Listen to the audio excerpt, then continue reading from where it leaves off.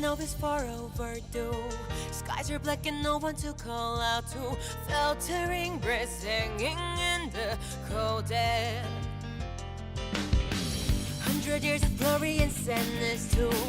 Nothing could compare to all you've been through. In this long despair, tears are falling, falling. Reapers calling. Eyes are shut tight, can no longer fight. But don't you forget to keep your head up high. In this free tool of reapers, the kingdom shines bright. So rise up from the ashes, dear one. Rise up brilliantly. Go rise up with the flames of vigor. Radiant sorrow, beauty. No turning back, no making back. Embracing all the darkness. So rise up from the ashes, dear one. Glowing bright and bold. Go rise up.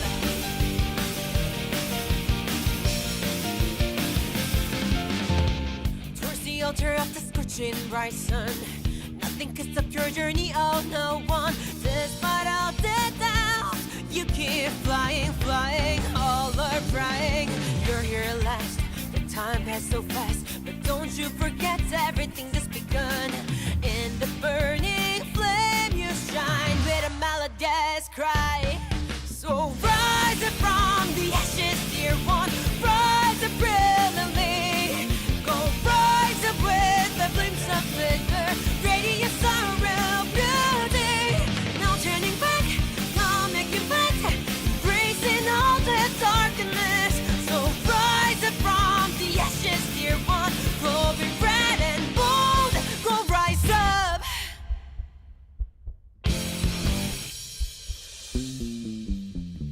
At times you get dragged onto the pit again and again. Well, just catch your breath this time. Go rise up.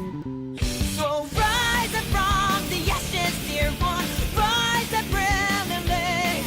Go rise up with the flames of vigor. Radiant sorrow, beauty. No turning back. Come make it back. Embracing all the darkness. So rise up from the ashes, dear one. Glowing bright and bold. Go rise up.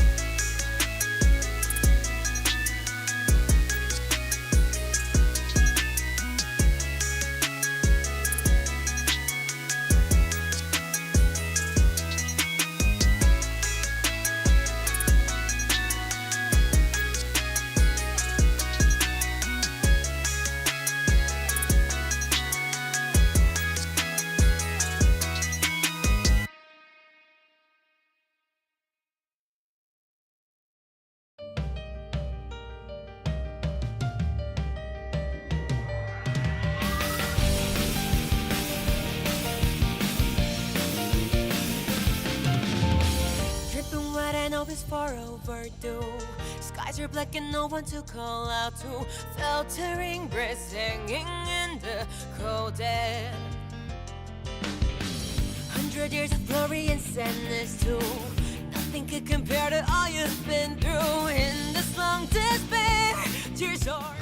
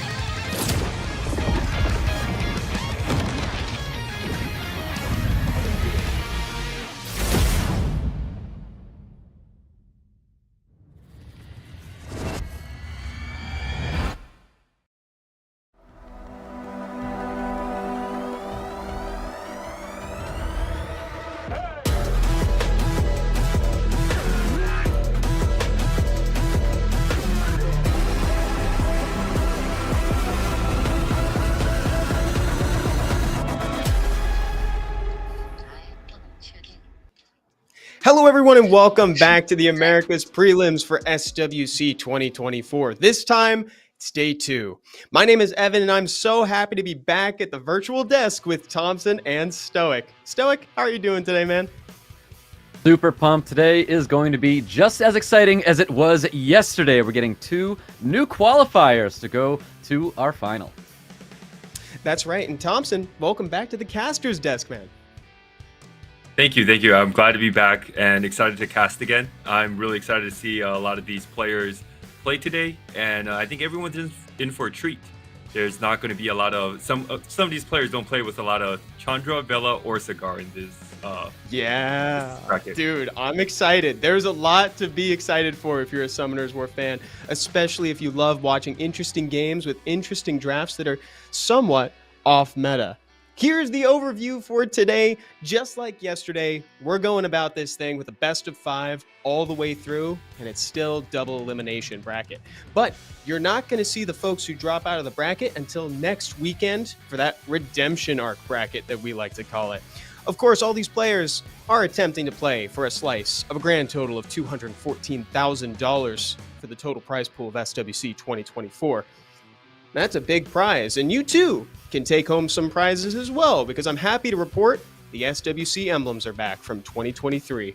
You can stockpile these by redeeming those coupon codes that are going to be given out over the course of the broadcast. If you're on Android, you can type in the code via the events page. And if you're on iOS, you can follow those links that are going to be given to you by our wonderful mods who are joining us yet again. And there's what the players are fighting for. A trip to Las Vegas for the chance to compete at the SWC 2024 America's Cup on October 12th. If they win there, they'll represent their region at the SWC 2024 World Finals. But all that is in the future. They have to worry about today first, because this bracket is the biggest hurdle for our 8 assembled participants. Let's see who's going to be our next 2 qualified for the America's Cup this year. Been quite a journey so far. Like you guys said at the beginning, we had a great show yesterday on day 1 of the SWC 2024 America's Prelims. We had 8 players, and at the end, Mini Sheeny and True Whale were our 2 qualified. Now we're going to find the next 2 who are going to join them, guaranteed for the America's Cup. Now looking at these games here, Stoic, which match draws your eye? Definitely RAIGEKI and JEFFBOLADAOSW. Now, that match right there, this is going to be a very, very good one. We're a huge fan of RAIGEKI. RAIGEKI, you know, being someone who's represented America, is going to a world final. He's got attention on him as well as someone people are expecting to play really well. But he's going up against JEFFBOLADAOSW. Now, in a way, JEFFBOLADAOSW might be one of Brazil's best chances at getting one of their players to represent South America in the tournament. I think he's going to be someone a lot of people are going to be rooting for and hoping that he can lock in that spot. Oh, absolutely. Yeah, it's Jeff is going to be one to watch, and same with RAIGEKI. I always love watching RAIGEKI play, so it's going to be a great match down the line later on in the quarterfinals. But of course, starting us off here, we've got LADRILLO versus Panda-like. Now, Thompson, LADRILLO, I think, was the player that you were kind of foreshadowing at the beginning. What do we know about our previous Legend Tournament champion? Yeah, LADRILLO, great player. Good at his drafts, really fast runes, and it's really hard to contest speed against LADRILLO. Also, if you try to go bruiser with him, he can just pivot into Nikki and and Han, and it's hard to bruiser him as well. So I would really like to see how Panda-like deal with LADRILLO. Oh yeah, high damage, high volatility. Speaking of dealing with LADRILLO, Stoic, what can Panda-like do in the draft to disrupt him? So this is our second Brazilian representative here in day number 2. Now, Panda-like definitely has a reactive kind of play style that he's bringing to the table. We see the Gapsu Ragdoll. This has been a very popular draft that we have seen in the past, so it's kind of fallen off just a little bit. That doesn't mean it's a bad combination that people are going to be bringing to the table here, so we are going to see some reactive play, in my opinion. So I think based off what LADRILLO is going to bring to the table is kind of how Panda-like is going to be playing up against his opponent here, but we'll be finding out right now, actually, because we're getting into this thing right here. The pre-bans are going to be locked in very shortly, and here we go, guys. This is round number 1 between Panda-like and LADRILLO. Starting off, Panda-like already banned Veronica because LADRILLO really likes picking that Veronica along with a speed lead as his first pick. Yeah, no surprise seeing a Ragdoll in the pre-ban for sure. That first pick from Panda-like is going to be Ciara, locking in that 24 speed lead. And, you know, we call it a unit that doesn't really have a weakness because bombs really don't care here. So Ciara's a great first pick. LADRILLO looking to respond with his own 24 speed lead in the form of Water, Twin Angels, and Saga. Yeah, LADRILLO really favoring that Ciara first pick. So Panda-like took the Ciara from LADRILLO, leaving LADRILLO with Ramil Jediah and Cigar. Really great first picks as well. Yeah, for sure. Panda-like bringing in the Gianna and Heigang. He doesn't want his opponent to have that Heigang, taking it himself. Yeah, Gianna Heigang, really strong duel. I'm not really sure about picking Gianna and Heigang together, but Heigang is a strong unit, Gianna is a strong unit, and they both present a lot of volatility. So it's a great pick overall. Sure. LADRILLO seems a little bit confused about what he's going to pick right now. Slamming down the Ashore is a pretty great idea. Sets the cleanses and also puts himself in a bruiser gameplay. Yeah, couldn't agree more. I think these are great damage dealers LADRILLO's bringing to his team here. So he's got 2 great supports, something to set his draft up here. 2 things that Panda-like is going to have to respond to. So curious to see what's going to happen after seeing Ashore and Miles. Yeah, interesting to see Panda-like taking a more aggressive route against LADRILLO, contesting LADRILLO's speed, trying to see who goes first and how good are his runes. The Asima, very interesting last pick. Also, does a lot of damage, good AoE. That is really interesting to see in Asima there. I kind of wasn't expecting something like that from Panda-like, but to see the Ethna, I feel like I'm not too surprised to see that, but there is only 1 speed lead being showcased by Panda-like right now. Panda-like picking that Asima seems pretty decent, following up after the 2 AoE strips after Panda-like. LADRILLO with a great force ban, picking the Sonya last pick because Sonya could take out Ethna, or Gianna or Ciara. So great last pick. And I think you're right. It was definitely a force ban here. Sonya is going to catch that ban. Ciara is going to catch the ban as well. So there is a speed lead on one side, and it's on the side of LADRILLO right now. So let's see what's going to happen, guys. We're kicking things off with our first match with Panda-like versus LADRILLO. And here we go with Miles taking first turn. Wow, that's a violent Ethna again, and look at that speed on the Miles. And people going with these violent Ethnas, it's such an interesting decision to be making here. Now we've got the Water Twin Angels going to be moving right here. There's going to be potentially that 3rd skill. It probably doesn't want to proc out this Heigang for his passive to happen right now, but maybe Cigar might be using that 3rd skill, and he is going to be using it onto the Ethna, onto the Asima, making sure Asima is not going to have any skills going off here. Yeah, but the skill coming down from Gianna soon, and you're going to see Panda-like take the driver's seat and get full control of the team. And now Ethna moving, gets to cycle through turns with the skill 2 to skill 3, killing off the unit. Ooh, let's see if he gets that kill. He does get that kill on the Water Twin Angel, so it's going to be going down here. We got defense breaks across the entire field, and a Miles holding a bomb right now, so it is not looking good at all for LADRILLO, but he does get a very convenient Violent proc here.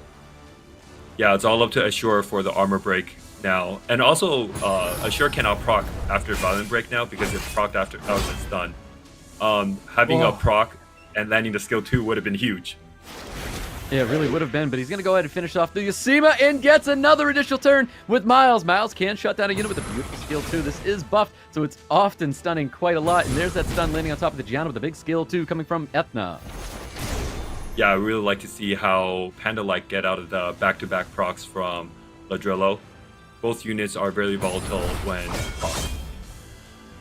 For sure. Glancing is applied on that Firebaik, so it's not going to do too much damage. There's a little bit of poke damage coming at that Gianna, but of course Miles really doesn't care about that. Big damage coming back into that Gianna. Gianna's staying alive here, but Cigar is looking to provoke up some units to stop them from doing things. Yeah, unfortunately there's no buffs for the Miles to gain more speed, but right now it looks like LADRILLO has a lot of threats on his side. Definitely has a lot of threat here. Gianna does have a bomb that can land on this field. Let's see if it is going to be landing. Does land on top of that Gianna. That's enough of damage there to drop the Cigar. Cigar is going to be dropping here. We do have a skill too. He's going to go for that stun. Does land that stun onto the Gianna. So we can remove Gianna from the field, but he might opt going after the Ethna instead. Unfortunately, Panda-like didn't get a proc on the Gianna for the AoE stun. Now he's looking like he's playing on his back foot. Yeah, Ethna definitely is. being able to move one more time before it's dead. Oh, that's that opportunity right here. Are we going to go for the defense break sitting on the Firebaik? And he does! He lands that stun as well. He will lose his Gianna here unless he opts to go for that Ethna, and he is going to go for the Gianna. There is no additional turns coming out of that Miles. You have to drop that Ethna if LADRILLO wants to stay in this match. Great choice on killing that Gianna first, because if he went for the Ethna, for the kill on Ethna, Gianna has stun ready for the third skill ready for the Miles. Oh, that was very fortunate there, so he was able to drop that Ethna, but now it is just Miles versus HAGEKI. Another additional turn, gets a big stun right there. I think Miles is going to have enough to finish it off. LADRILLO gets a round 1 victory over Panda-like. Huge damage from the Miles. Now, Panda-like is going to be a little bit tougher for Panda-like because LADRILLO is going to be able to play with Veronica. Definitely, that is going to be an issue that he is going to have to address as we get into round number 2 here, because those pre-bans from last time, Ragdoll and this Veronica, they are available, and new pre-bans are getting locked in right now. Both of them own a Gianna, so I'm not sure if LADRILLO is going to pre-ban the Gianna, but LADRILLO could just pre-ban the Gianna and, well, no Gianna is pre-banned. No Gianna is going to get pre-banned here. We get a HAGEKI and a Han pre-ban as we get into round number 2 with LADRILLO and Panda-like. Let's see what this first pick from LADRILLO is going to be. Is he going to take Prio and take that Gianna away from Panda-like? Yeah, so he didn't pre-ban the Gianna, and he's going to take the Gianna away from Panda-like. Great picks from LADRILLO overall. And now Panda-like's looking to steal his Sierra. Yep, takes that Ciara, goes with the Zabala as well. This is a good combination. I see a lot of players playing a lot of Ciara Zabala. Probably wants to bring some strips down the road for his draft, but we have a Gianna getting paired up. Oh my lord. We got a Gianna getting paired up with an Oliver, and we're going to see that Light Ivor come into the picture here. Yeah, Light Ivor, great pick to contest speed that Zabala is presenting. Also a 33 lead in Oliver. Yep, well, the 33 lead is going to come out onto the field here for Panda-like as well in the form of Vanessa. Going to be bringing a Veladrill as well. So now the only strip that Panda-like has at the moment is just a skill 1 from the Veladrill and a skill 2 from that Vanessa.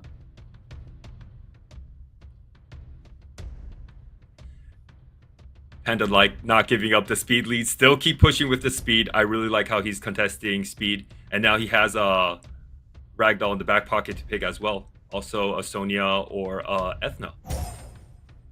Yep, that Veronica is going to get laid down here with a Masha as well, so we do have some damage. We have a lot of control, a lot of attack bar manipulation coming out of LADRILLO. We do have immunity on one side with Panda-like in this Veladrill that he has. Let's see what this last pick is going to be, because I do feel like there's a little bit of control that he has to address to on the side of LADRILLO.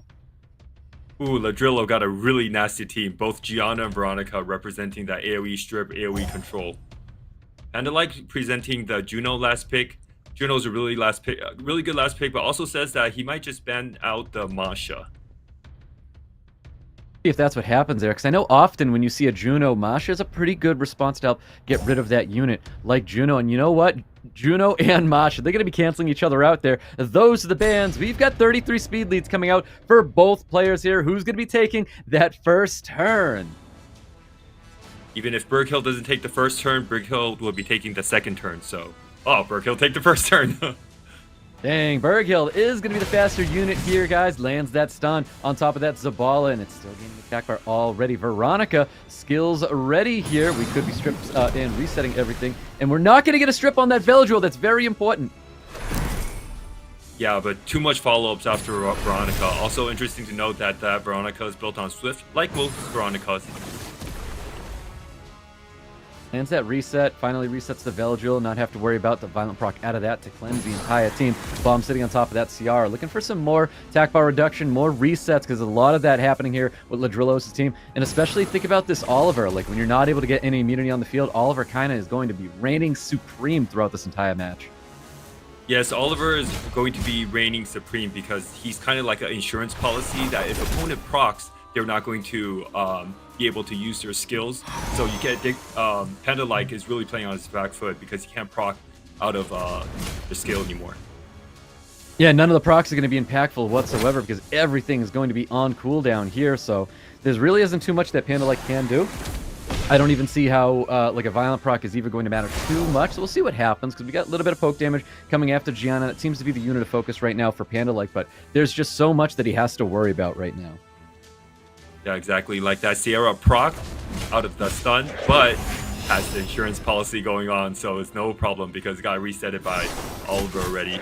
And the next turn, Gianna will be able to lay down another bomb, and that's another insurance policy on top of Oliver's reset. And it is so crazy looking how this team is working right now. I mean, Zabala is a little bit of the sustain with skill 1, and you have sustain with Veladrill's second skill. It's just we're probably not going to see it happen here. It gets stunned up once again. It's probably still reset from all of these units, just kind of bouncing around, making sure that LADRILLO has control on every single unit here. So definitely on the back foot indeed for Panda-like. There's just not too much more he can do. Yes, the Veladrill is still reset. Still needs 2 turns to get the third skill back up for immunity. And Eivor is just cutting in between, setting armor breaks, pushing attack bar back, and stunning the whole team as well. Yeah, what an incredible unit. What an incredible team here for LADRILLO. But this is just like the power of LD Nat 5s, just having these units at your disposal. You're able to be just so oppressive. Your opponent's just not able to do anything at all. I mean, we're resisting some stuns, but it's not going to matter too much. The revive is still going to be down. The revive's going to keep getting reset anyways, and there's nothing more that Panda-like can do but take a round 2 victory, round 2 loss to LADRILLO. Well said, Stoic. Also to note that Berghill outsped Panda-like's Zabala, so now Panda-like is going to be hard for Panda-like to contest for speed from here on out. Panda-like might be considering a ban on the Berghill actually if he wants to keep continuing pushing for speed. That's right. You really have to start utilize. If you are going to contest speed here, you really have to utilize those crazy base speed units. Maybe a possible Triton down the road for Panda-like if that's something that he does have prepared to really try to take advantage of his opponent here. But that's so tough when both players had a 33 in that moment. But let's get into round number 3 here. We've got those pre-bans locked in right now. Gianna and Veronica in the pre-ban. Gianna and Veronica both really strong in the first turn. LADRILLO reading that Panda-like might just first pick a Gianna, pre-banning that Gianna, such a great idea. Now slamming down the Ramel Judaya and Cigar. Panda-like taking LADRILLO Sierra, knowing that LADRILLO really dependent on Sierra. Yeah, for sure. So that CR is going to be the first pick there for Panda-like. LADRILLO was very quick to respond with these Water Twin Angels. So many people finding so much success drafting these units. With that Cigar as well. Cigar's been taking a lot of high priority as a first pick for many, many players throughout the Americas region. We've got a Han and Nikki coming out for LADRILLO. LADRILLO's looking up to finish up his draft with maybe another damage dealer at the end because right now he's having a hard time going around playing against that Hey gang. Panda-like still contesting speed with the Wind Robo and also a 33 lead in Oliver. That is pretty perfect here now that we're seeing this Wind Robo and we're seeing this Oliver coming out here for Panda. So Panda really trying to take advantage of the opponent. I know we have a 24 speed lead, and I know we have that Han leader skill giving speed to all of his DAC units here. I'm curious what this last pick is going to be. Is there a Wunsa in the box of LADRILLO? There is a Wunsa, but it's not so great into Haegang unless you're banning Haegang. Also, hey, you never know. That Robo might be built on Nemesis. It's a big gamble. There are stuff more consistent, like a Sonya.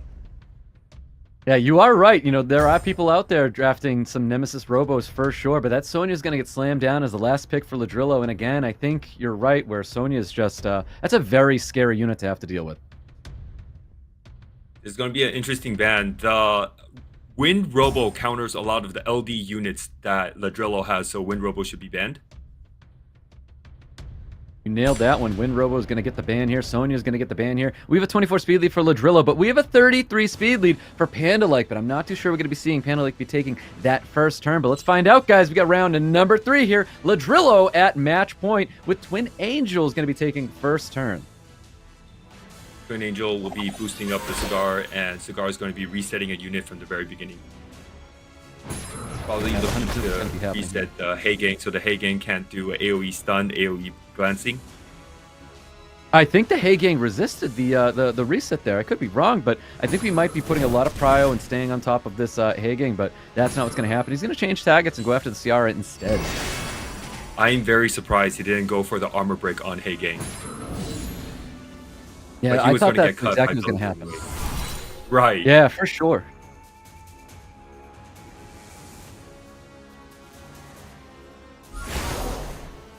Ciara dropping that bomb, going for the Annabelle, so the Annabelle can proc and heal. Yep, exactly that. Bomb's going to be laying on top of this Annabelle. We got a third skill coming out from this Han. Let's see if it's going to be enough here to drop that Ciara. Not just yet. He can finish off that Ciara, though, with a second skill from this Han. Let's see if he chooses to do that. I don't know if first skill will be enough, so he is going to have to invest that second skill to dropping the Ciara here. So Panda is going to be a down unit. This is one of his units that was providing lots of damage and control to really kind of put LADRILLO on the back foot. That's not going to happen right now. We still have that bomb sitting on top of Nikki. But, I mean, he could still throw up some shield so the bomb doesn't do as much damage. Let's see what LADRILLO is going to be doing here.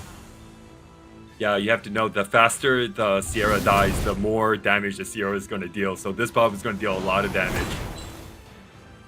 For sure. Let's see what happens here with this Nikki. Obviously, we can get an additional turn. He does get the additional turn here, but it wasn't going to be from asleep, though. Haegang kind of needs to cross his fingers for some Despair stuns. Look at the attack bar pushback to kind of get some advantage over LADRILLO right now.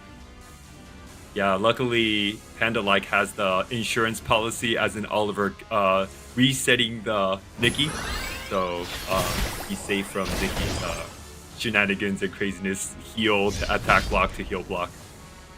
Yeah, for sure. So that's where Oliver's going to come in big handy right now. Now he can go after the Cigar. He's got a lot of attack bar there to push back. Does land that, can go second skill right into Nikki as well. He wants to stop these units from taking turns here. And he does go into Nikki, but he doesn't get the attack bar pushback. Nikki can, of course, do some crazy occult girl things there, and that's not what happens. So a little bit of poke damage probably coming at the Oliver. LADRILLO doesn't want to have to deal with this Wind Sky Surfer. Yeah, right now we have the Ramel Jedi resetting a skill on probably the Bison, and having the Bison's cooldown pushed back by 1 turn. Looking for provoke on top of the Oliver. Doesn't get that provoke on Oliver there. But Oliver has no skills up, so it's okay. Well, let's see what we have a glance on top of Han. There's going to be not too much damage, but it is going to be enough damage, and we get a 3-0 from LADRILLO against Panda. Well, LADRILLO one step closer to trying to get another title for his repertoire there. That was an incredible game. LADRILLO with the first 3-0 of day 2 there, Thompson. What'd you think of his gameplay through those matches?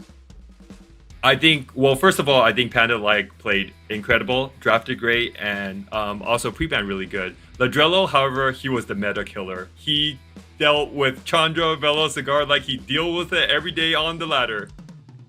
Oh, yeah. Yeah, he seems like he had a really good strategy going in for how to deal with those. And also, he didn't align totally with the meta. I mean, the Cigar was pretty much the only component we saw him take from it, right? Stoic, it seemed like he was kind of following his own meta.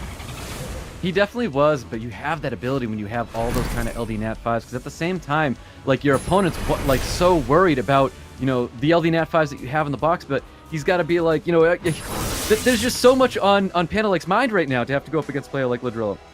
At the same time, you want to take advantage and out your opponent have that. All the resets in there. Like, LADRILLO really did so well when he was able to have Cigar, Oliver, Veronica. Everything was reset, and it's like he could repeat that process, but it felt different. You know what I mean? Where he was able to just keep all of his skills back, pushing all the attack bar, and just really had Panda Lake under control.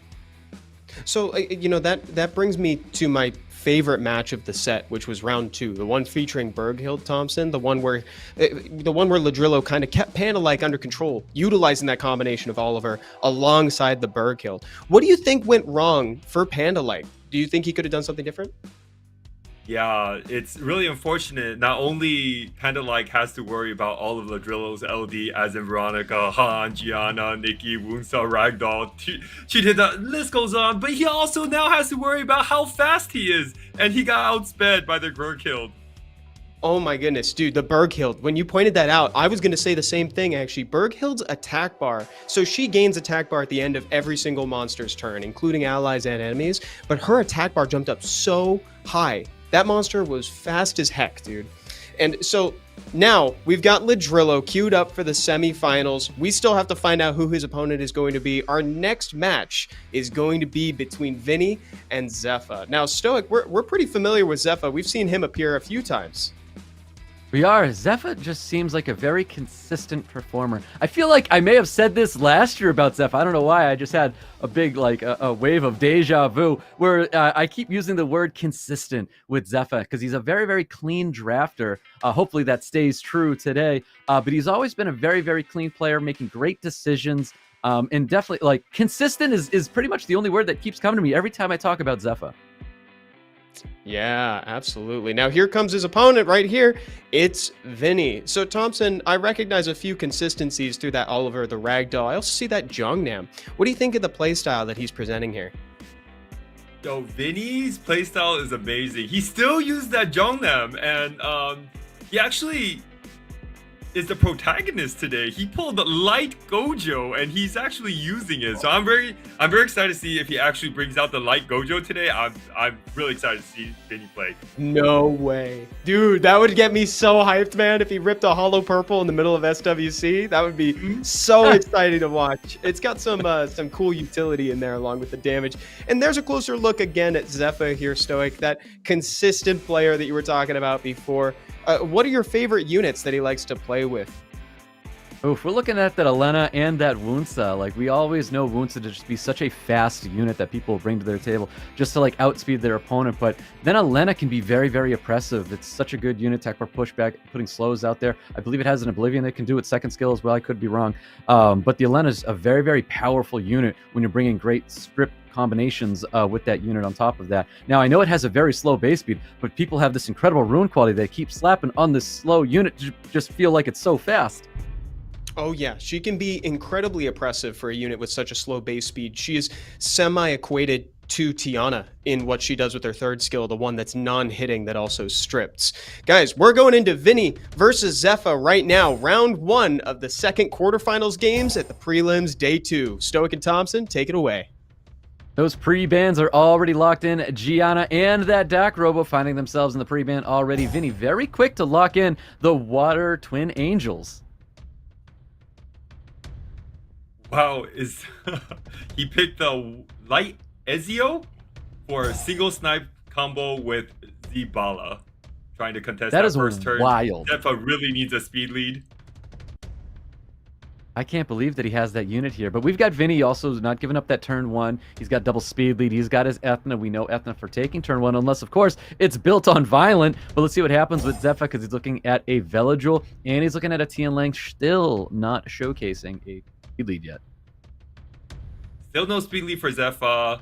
Still has that Ian pick locked in. I'm really wondering how he's going to combo off that Ian. Maybe a Shizuka last pick. I'm really excited to see this Ian go to work. Yeah, let's see it, because it's a very, very cool animations as well, because he has the Assassin's Creed version of this too. There's that Jognam coming back here, that Water Dokebulor, and it's going to be paired up with the Miles. We know Miles to be very, very fast. Let's see what happens, because we've got this draft wrapped up. ZEFA just took a Smicer. Yeah, Vinny really got the Ian down because he has Miles to control the Ian, also Ethna to control the Ian. So let's just see how this match is going to pan out. Whew. Well, that Ethna is going to get banned out. The Smicer is going to get banned out as well now. There's no speed leads here for ZEFA, but a 33 out here for Vinny. Is that 33 enough for him to take turn 1 and to stop this Ian for causing any chaos? Let's see what happens, guys. We have our first match with ZEFA and Vinny. Miles taking turn 1. Will it stun the Ian? Ian built on Nemesis? Oh, he didn't go for the Ian.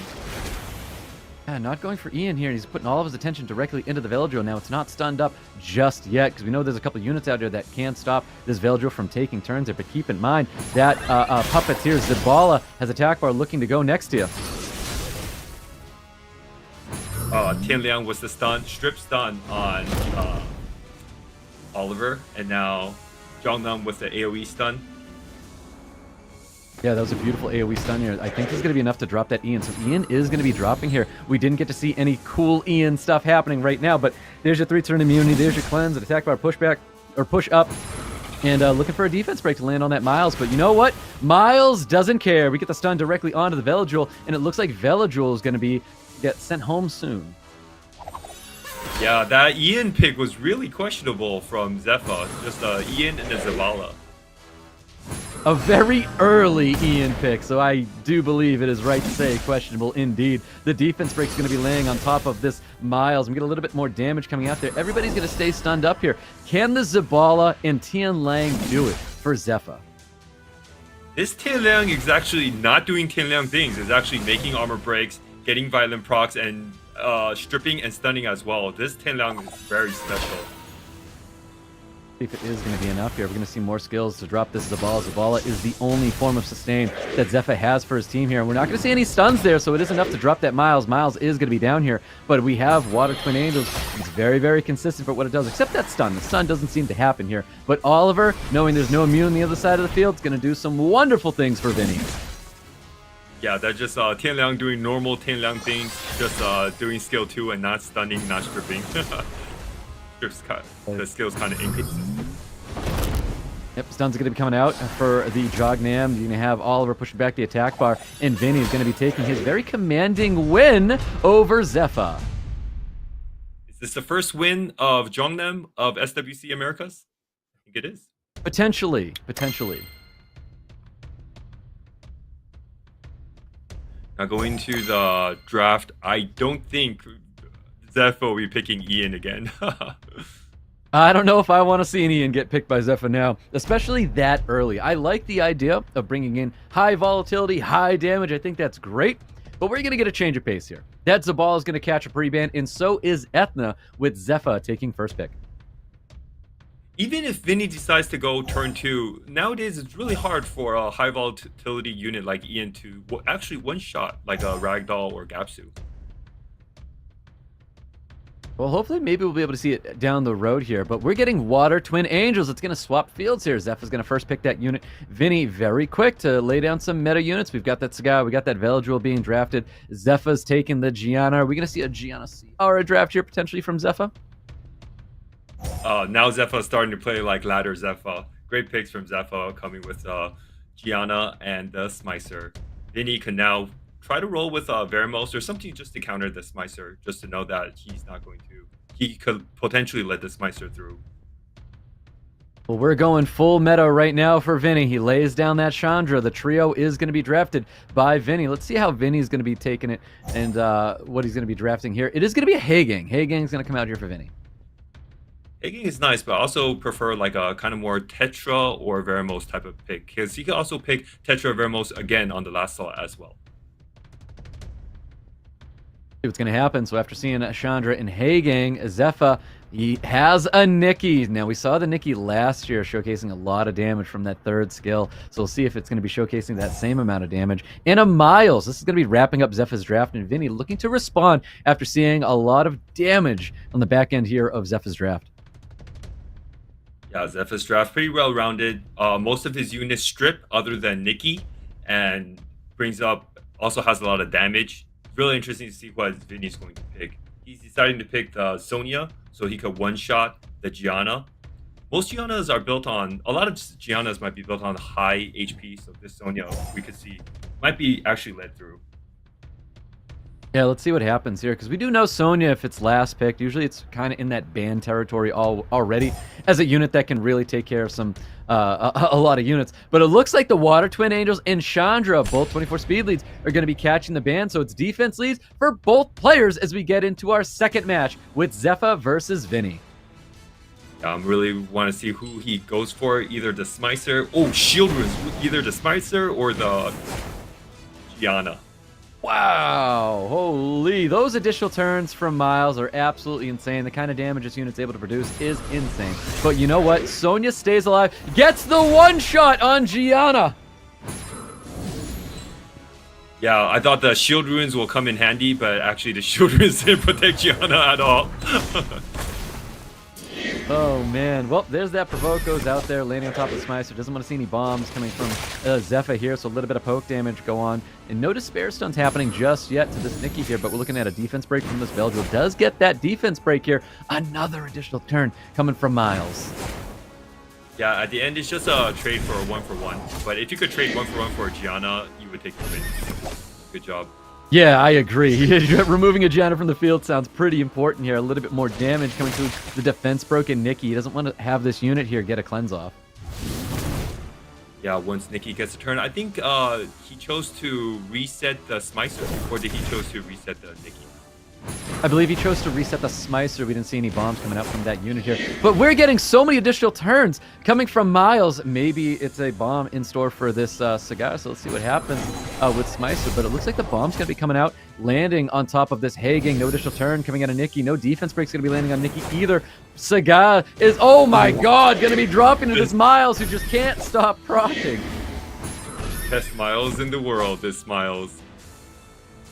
Man, Zepha's living in proc city right now because there's a lot of violent procs happening for both his units. We've got the Smicer procking. We've got the Nikki procking. Miles doesn't know when to quit, and just this is heavily swayed due to lots of violent procs coming from ZEFA, but he's gonna get that round 2 victory.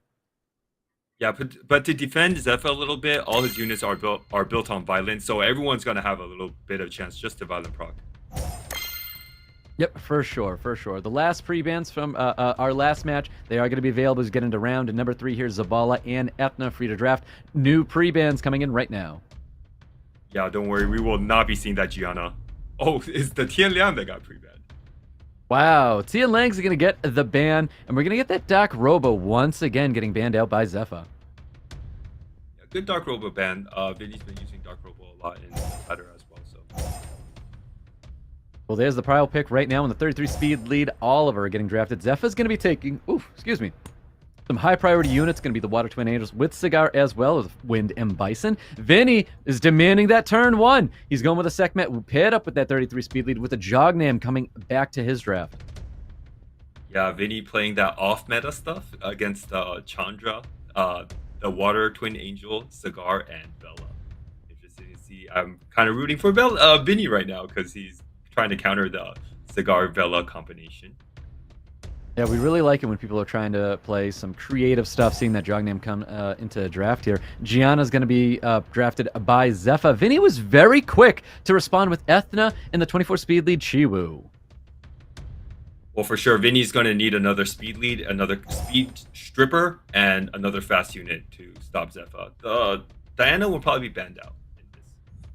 Yeah, Diana was quite interesting. I wasn't actually expecting to see a Diana come out from ZEFA, but I think you are correct. There's a lot of things in there that's going to be pushing Diana's attack bar, and it's going to be very tough for Vinny to get rid of it. But you know what? He saw the Twin Angels to be a high threat. Chibu's going to catch that ban. 33 speed leads coming up for Vinny. This is going to be a very interesting match here as we get into round number 3 with ZEFA versus Vinny.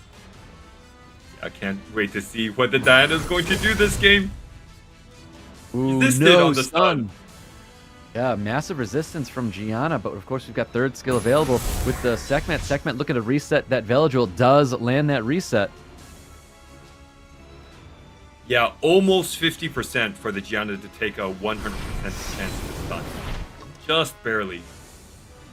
Let's see if he goes with some shields here to protect his team, because we do know a lot of stuns, a lot of resets are coming out here, because we know when you don't have the immunity, Oliver tends to do whatever he wants here. So keep in mind, VELJUL does not have skills available. He gets cut. He couldn't transform. Oh no. Oh no. Ooh, that is devastating. He's able to reduce the attack bar of that Diana. So Diana, we know in this form, is going to be very susceptible to lots of damage here. So let's see what happens, because Ethna looks like it's almost out of this match here, but watch for this Diana. Yeah, I think slight miscalculation. He risked it, but didn't get paid off with the Diana transformation. Ooh, nice additional turn there coming out from Oliver, making up for lost time here in round number 3. Looking to reduce the attack bar of the Gianna, does get that. We could be hitting that Diana too. Diana's almost out of the match right now. A little bit of poke damage, going to be finishing off this unit. Does he go for a skill 3 to keep reset of this VELJUL?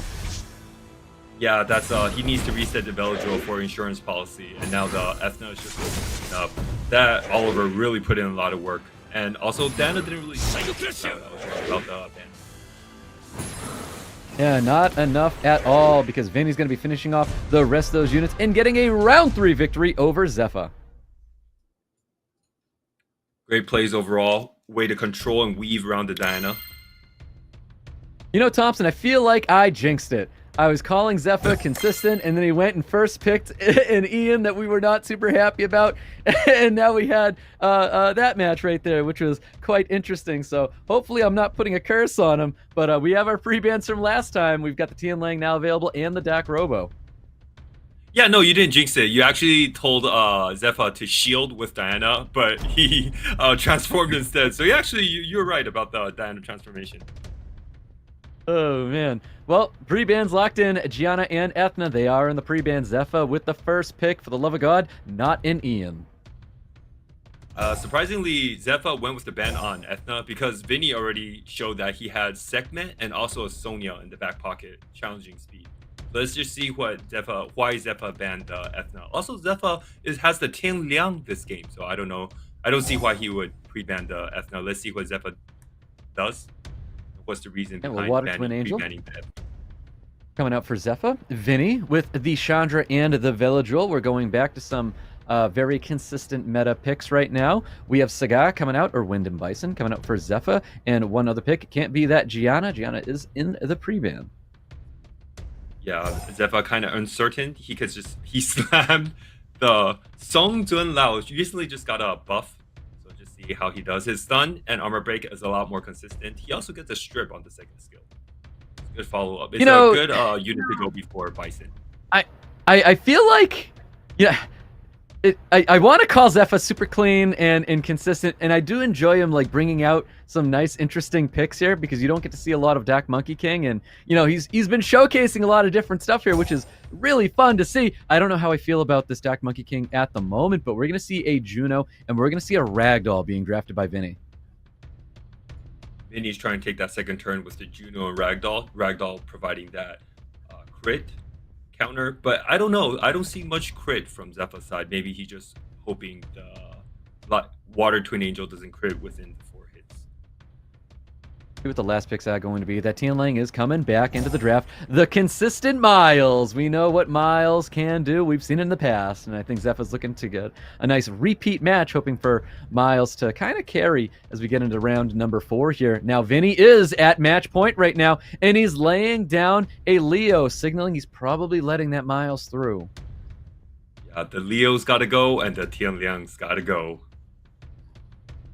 Yeah, there's a lot of attack bar gain on the side of Vinny. Actually, all 4 units have a way to gain attack bar, which just means more turns for this Tian Lang. So let's see what the bans are going to be. I'm hoping when the match starts, every unit that ZEFA has could strip. If everything works out right, they'll leave a great path for Wind Bison. Wow, so Leo's catching a ban, and I feel like Vinny's having a little PTSD, and he doesn't want to see that Miles go through into this match, but Tian Lang is going to be a very big problem for Vinny, so let's see what happens, because Vinny is at match point. Tian Liang is going to be very threatening indeed because of the Ragdoll. Juno, and also Belladrill. Sure, the hug's gonna go out onto that VINNY. Here comes that third skill, getting the despair stun on top and slow on top of the Tian Lang. That's really, really great. Very fortunate there for VINNY. That's why VINNY did advance there. Exactly, he knew that was going to be happening, getting those stuns there to keep that Panda back, but big second skill is going to come out onto the Juno. Juno handled it pretty well here. We're going to see a lot of damage and a lot of focus go into this Tian Lang because VINNY does not want to have to deal with this unit. Great patience with ZEFA, knowing that he will laugh. Chose not to do third skill. Coming in for sure. Psycho Crusher, go for the armor break and provoke. Tian Liang coming in. Tian Liang was the violent prog, meaning that he has skill 2 coming up on him. Oof, we're not going to see that just yet. I think Tian Lang is going to be dropping here, and it does drop. We have skills available for the Water Twin Angels, but it's looking very, very great for VINNY right now, and very grave for ZEFA at the moment. Yeah, ZEFA really playing on the back foot. Love how he brought in the Dark Monkey, but the Dark Monkey doesn't do too well into the Juno if he doesn't bring too much damage along with the Dark Monkey to follow up after the third skill's armor break and stuff. Yep, no defense break's going to be landing on this Dark Monkey King. I think ZEFA really needs the Dark Monkey King to start popping off here. Maybe even the Water Twin Angels to try to find something consistent, something to help ZEFA find some sort of avenue for victory right now. But I do think VINNY's sitting pretty right now with the units that he has on the field. He's got a lot of attack bar gain and doesn't have to worry about that pesky Panda anymore. Yeah, another note is that Dark Monkey was built on crit rate, so he was just really banking on Tian Liang staying on the field, absorbing attack bar that Ragdoll provides. But unfortunately, VINNY really finished off the Tian Liang way too fast.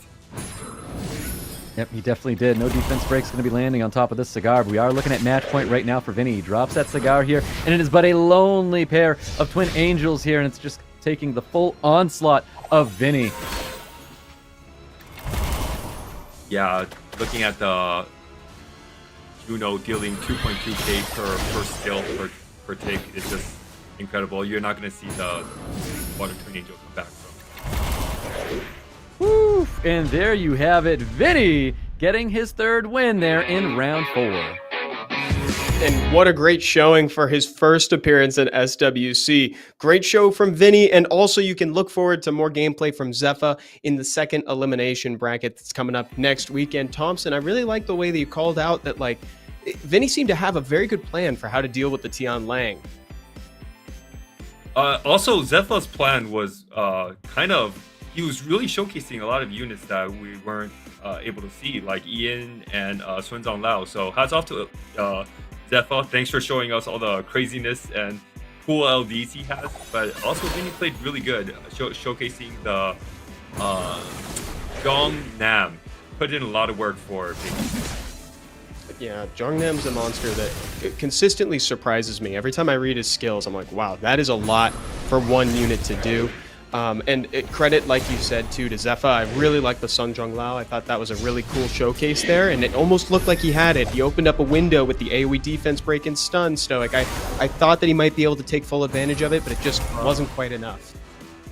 No, I thought there was going to be a world where Dark Monkey King was really going to come through there, but I think I agree with Thompson. It was built on crit. He was trying to have those defense breaks coming out for Tian Lang and then try to take advantage of those windows there, but I don't know if that combination was going to be strong enough. We thought the Tian Lang was going to be absolutely insane, but it was really, really tough to keep that unit alive there, where VINNY was just able to keep it back from taking any turns, able to spare stun it, and just really pummeling the damage on top of that Tian Lang.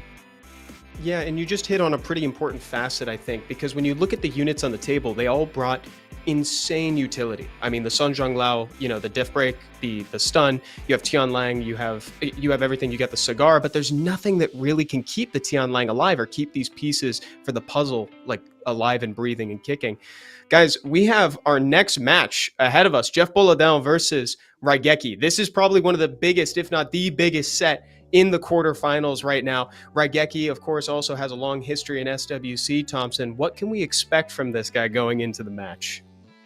I was told by RAIGEKI he has a secret weapon in the form of a fireball. I would like to keep it a secret, but that's all I can say. RAIGEKI is going to have some surprises for us, and he's going to show us He's gonna show us how he's gonna deal with Chandra Vela Cigar and also the Hey Gang Eleanor combo. Roger that. I'm not going to make you snitch on the secret. You know what? We'll let him show us himself. And then Stoic, look at that, dude. Jeff Boladao has got the chow loaded in the back pocket. He does, and I feel like everybody should have a chow loaded in your back pocket for sure. And of course, we're going to see that Chandra Vela cigar. We know this is a very consistent draft. A lot of people are going to be dancing around these units for sure. You can definitely tell that we have a 33 speed lead in an Ethna. Like, I feel like a lot of these Brazilian players like to definitely prepare and pivot for their opponents there with that, like having a very, very fast interrupting unit here. And ours today for Jeff Boladao is definitely going to be that Ethna. So he's going to go 33 speed lead Ethna for any moments that he needs to try to like throw RAIGEKI off there if he thinks RAIGEKI's really pushing. And that's going to be a little bit difficult to do because RAIGEKI, for whatever reason, seems prepared for everything. I don't know how he does it every time, but he constantly surprises me. And for folks in chat too, if you don't already follow Jeff Boladao, you should. He streams on Twitch in Portuguese as well. It's a great one to watch. This is going to be a really difficult one to cast because it's like, who do you vote for? I don't know who I want to win. I will honestly be so happy regardless of how this goes. And remember, everybody, this prelims day is for everything. We're trying to fight for the 2 qualified players to go meet our other 2 from day 1 at America's Cup. Here we go. RAIGEKI versus Jeff. We're going into it. Thompson, Stoic, take it away. Yep, those pre-bans are already locked in. RAIGEKI's already picked his first unit there with the Vanessa and Ciara in the pre-ban. RAIGEKI already taking that Chandra. Jeff Boladao already hovering over Sagad. Does he take that Veladrill as well? Jeff forced RAIGEKI to pick Chandra by banning the Ciara. Without that much sweet, with Ciara picked, Vanessa picked, RAIGEKI had to go for the Chandra. Ooh, there's that light Twin Angels. Now, we've seen this before from RAIGEKI. We know that he pulled it. I think he pulled that this year. I could be wrong. And he's been playing a lot with these light Twin Angels. And now we're going to be seeing a Draco. Is this what we're talking about? That's the Fireball Draco with the fly, and the run, and the whistle. Is it? Are we potentially looking at a cleave right now? I don't know. I can't help because Draco's part of a cleave team. This might be what we're seeing coming out of RAIGEKI. I have no clue. But Jeff Boladao looks like he's preparing for it. We see the Juno coming out. We see the Eleanor coming out. He wants to stop some high damage out there, or if he's trying to go like a heavy negative effects. You know, Juno's going to be ready for Jeff Boladao's draft here. We are going to see a little bit of high damage. We know what Water Siri can do. RAIGEKI with the anti-meta. Yo, with Draco, you never know what he's going to do. Attack buff, defense buff. Let's just see what Draco will do. And whatever it does, Miles doesn't care. He'll take whatever buffs you want to give him. So this Miles is going to be definitely pumping in some serious damage. I do feel like that Leo gets laid down. That Leo will get banned. And I think Jeff knows that. So let's see what the last pick is going to be. It's going to be a Feng Yen. Feng Yen is a good ban as well, but that Eleanor is going to be very annoying to deal with because the Miles got banned out. Yep, Miles getting banned out, Feng Yen getting banned out. Speed leads for both players here, but let's get into it, guys. We have our very first match with Jeff Boladao and RAIGEKI. We have that Draco taking turn 1. Yeah, with the new buff patch, you'll know that both Fly and Run gets you a 20% chance to proc again. But let's see if Draco will take a lot of turns. Yep, hopefully. I think that's what RAIGEKI is definitely going to be banking on right here. So we're boosting up our team just a little bit, and we have Wateryu Moore looking to get a full team strip. He stripped some of the buffs. There was a lot of buffs out there for him to strip, but he definitely stripped some of them. Looking at a reset here with Sagat, potentially laying it down to Draco, going for the light Twin Angels instead. Yeah, that defense buff on Draco is actually kind of good. Tanked a lot of hits. Now, the Draco's run has been buffed. Now it never glances, so he could set that when he sees it, and it'll never glance. Well, I think the unit that RAIGEKI really wants to deal with right now is going to be that Eleanor, that light unicorn. I feel like having that immunity, that sustain that it does bring to the table here, I don't think he wants to have to play around this unit here. But he's got a little bit of poke damage going into the Juno, going into this Moore. Unfortunately, the Ryu cut before the Chow, or that would have been like a almost dead Ryu, right? Yeah, potentially. Let's see what happens. He is going to go with more skill 1 damage. He wants to take these light Twin Angels out, but the light Twin Angels holding on by a thread right now, and it has no skills available. Yeah, that Juno's dealing so much damage into the Morel and Gracia. It's just hard for RAIGEKI to come back, because even though Draco provides a lot of utility, but none of his units really heal other units other than Chao healing himself. Right, so all the sustain, definitely keeping Jeff Baladao's team very, very healthy and alive right now. He's got the cleanses, the answer is going to be coming up here. Chao is definitely going to be the unit on Jeff Baladao's list here. He wants to take care of this unit, not have to worry about all that potential damage that can come from it right now. So he's pummeling that damage. I think Juno's looking for a Despair Stun on top of the Draco here, but I think Jeff Baladao in the driver's seat right now. He's stopping anything RAIGEKI's trying to get going. Yeah, I really like the Eleanor pick. It's almost like a Molly 2.0, and I like how RAIGEKI drafted the Miles to counter Eleanor. Unfortunately, the Miles got banned, so nothing you can do about that. Yeah, that was a great read by Jeff Baladao, and I was a fan of the Feng Yan. I felt like if Feng Yan did go through, it would have been a problematic unit for RAIGEKI to have to deal with here. So we'll see what happens as we get into round number 2, because Jeff Baladao, like we said, in the driver's seat, looks like he's going to be getting this win here. We can't count Chao out just yet, but there's a lot of attack bar manipulation, and there's a lot of damage coming in RAIGEKI's way. Yeah, that's just what the Eleanor does. It amplifies the strength of your Juno, amplifies the strength of your Feng Yan. So great draft by Jeff Baladao overall, and now RAIGEKI's going to have to figure out how to deal with the Eleanor. I would think Eleanor might be taking a pre-ban. See what happens. It's going to take that pre-ban. I don't know if he has a Bulwark strategy in mind to have to handle this Eleanor, but we'll see what happens. Those are the pre-bans from last time, guys. We have the Vanessa and we have Ciara. They are now available as we get into round number 2 with RAIGEKI versus Jeff Baladao, and new pre-bans going to be happening right now. Yeah, the unfortunate part about Bulwark is, like, if the opponent, like Jeff Baladao, picked the cigar will control the Bulwark the whole time. So that's going to be tough. I like Miles a little bit better, but Bulwark could work as well. Just has to find a way to counter cigar.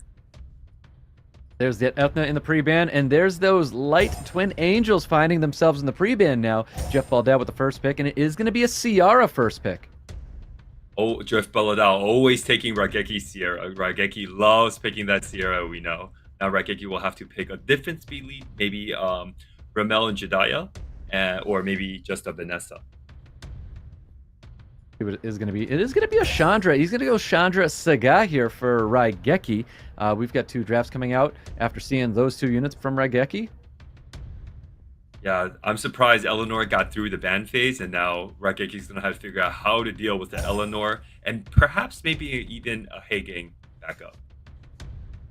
Yeah, let's see, because we got a Vertiheal coming out for Jeff Baladao as well. So Eleanor Vertiheal are going to be drafted. Those are locked in here. RAIGEKI looking to respond. Let's see what he's going to be doing here to have to handle this Eleanor. It's so interesting to see these priority picks on a light unicorn that, you know, hasn't changed too much over the years. Wow, he actually slammed down Water, Siri, and Draco. Water Siri is going to be really interesting here, but it gets really countered by that Leo that Jeff slammed down. It does. It gets heavily countered by that Leo. I feel like Leo's, again, on the ban for RAIGEKI to be banning out here. And I think that's like the kind of situation you want to put your opponent in there. You want to make him think. You want to make him work for it. And Jeff Baladao's doing a great job at making RAIGEKI work right now. Jeff Baladao slammed down that Leo, so certain. What the last pick is going to be for RAIGEKI. Yeah, let's see who RAIGEKI is going to pick last. Probably it's going to be like another healer or damage dealer, because without the Water Series, he doesn't have much damage pushing through. He maybe could pick a Leo counter. It sticks with the Chao, and that means he likes the the Leo's Chao. gonna get banned. Yeah, Leo should be getting the ban here. Now, we do have some forms of defense breaks. Are we potentially banning out the Light Unicorn, though? Leo's going to get banned. Ah, okay. Leo's going to get that ban. So is that Water Siri. Jeff doesn't want to have to worry about that at all. 24 speed lead for both players right here, guys. We're getting into round number 2 with Jeff Baladao and RAIGEKI, with Draco once again kicking it off. Let's just see how the Vertihill is going to perform for Jeff Baladao. There is 2 water units for RAIGEKI. Unfortunately, the attack buff was not put on Chao. It was a defense buff. That's one of Draco's weaknesses. Hopefully next time it'll be an attack buff. Yeah, we'll see what it is going to be there. A little bit of damage coming towards that Vertiheal right here. We do have strips available for this June. I'll see if he chooses to do them, and he is going to be doing it there. Does get 2 units stripped out, but not that Chandra and not the Draco. Yeah, the Eleanor is providing such a problem for, such a nuisance and a problem for RAIGEKI. We're providing the anti crit and also the immunity and also a little bit of heal. Yep, that's right. I mean, it is a problematic unit to have to deal with. It's on that list of just like units that do a lot of things here, and it definitely does enough here for Jeff Boladao to cause some serious problems here for RAIGEKI. He's got additional turns coming out, can go for the cleanse and, you know, save his CR from having the defense break and provoke on it. So now we have bombs we can lay down on the field. That was a huge proc from Eleanor. I'm surprised Eleanor even got through the pick and ban phase, the pre-ban phase. Yep, well, we'll see if he does something about it when we get into match number 3 for sure. But as of now, I mean, it's kind of anyone's game at the moment. These are some really nice additional turns that he's getting with this Eleanor. Eleanor's going to be keeping up with immunity and all that anti-crit here, because we do know that it is healing itself up just a little bit, and I think my eyes are on this Chow right now. Is Chow going to be the unit to help get rid of this Eleanor? Yeah, Sierra has bomb up coming up. The cooldowns finally got the cooldowns back, so he'll be able to look to drop a bomb on the Draco, or it could even be the Chandra, whatever. Yeah, it is going to be the Chandra there. A little bit of damage comes towards Cigar right now. We can re-land that provoke back on the CR. He wants to stop that unity. He is going to go with the big skill too, and the counter comes up, but an additional turn is going to come out from the Draco. He's going to be boosting up his team. He's got the attack buffs not where he wants it to be this time, but of course we're going to be trying to stun up another unit, and we have some okay damage coming from this Chow. Is it going to be enough? Kind of greedy of Jeff Boladao to not put the bomb on Draco, but put the bomb on Chandra.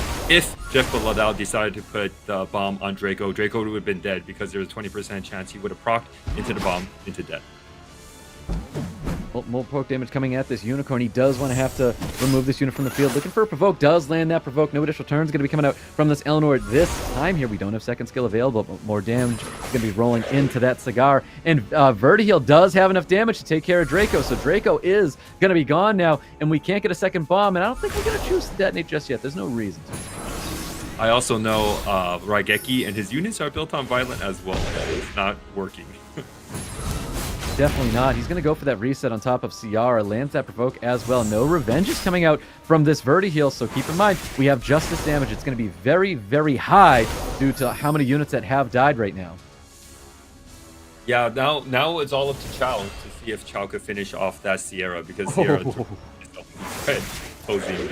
That's not what happens there. He goes after the Ciara, does not get those big damage numbers that we were thinking we were going to see there, but he's got the bombs, he's got everything that he needs. He's going to be, Jeff Boladao is going to be holding on to that bomb until he has the detonate ability, but it may not matter too much. RAIGEKI really needs to see one thing, and he does not see it. Bomb's going to be coming out. Jeff Boladao is going to be taking round number 2. Yeah, I would really not like to see another Eleanor gameplay, hoping to see it banned or pre-banned from RAIGEKI. Definitely, I couldn't agree more. He was not handling that unit as well as he thought he was going to do in that round. So I do think Eleanor deserves a pre-ban at this point.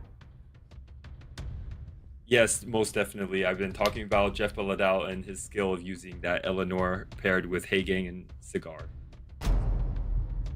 Eleanor. And there you have it. It finally made it into a pre-ban, and then the Ciara will get pre-banned as well by Jeff. He doesn't want RAIGEKI to take that Ciara. So first pick is coming out for RAIGEKI. Let's see what he's going to be prioritizing here. Is it going to be the Water Twin Angels, potentially taking that away from Jeff Boladao? It is going to be Vanessa. Unfortunately, RAIGEKI never got to play with his Sierra. Jeff Boladao definitely did his homework, and RAIGEKI picking the Vanessa for 33 speed lead, also armor break. Let's just see what Jeff Boladao is going to pick. Probably a Cigar coming out, and maybe a Chandra. Stick with the Water Ryu. Yeah, we're a little different over here for Jeff Boladao. He does take that Cigar, and we're going to see the Water Ryu coming out here, or more coming out. And we've got RAIGEKI. He's bringing back those Light Twin Angels. It's something that he really likes to play with here. Smicer can be definitely a menace to help RAIGEKI finally get a point on the board. Yeah, Jeff Boladao definitely did the homework. RAIGEKI needs to remember that Jeff Boladao's Water Ryu is built on Despair. So keep that in mind as we're drafting. Definitely are. And like we've seen Smicer being drafted, I know you've called for the Veramos before. Veramos is going to be coming into the picture right now alongside that Vertiheal. Yeah, I really like the Vermos pick. It just presents to RAIGEKI that I'm not scared of your Smicer, and I could let the Smicer through, and I have something to deal with that unit. Yep, Fire Bayek is going to be drafted once again here.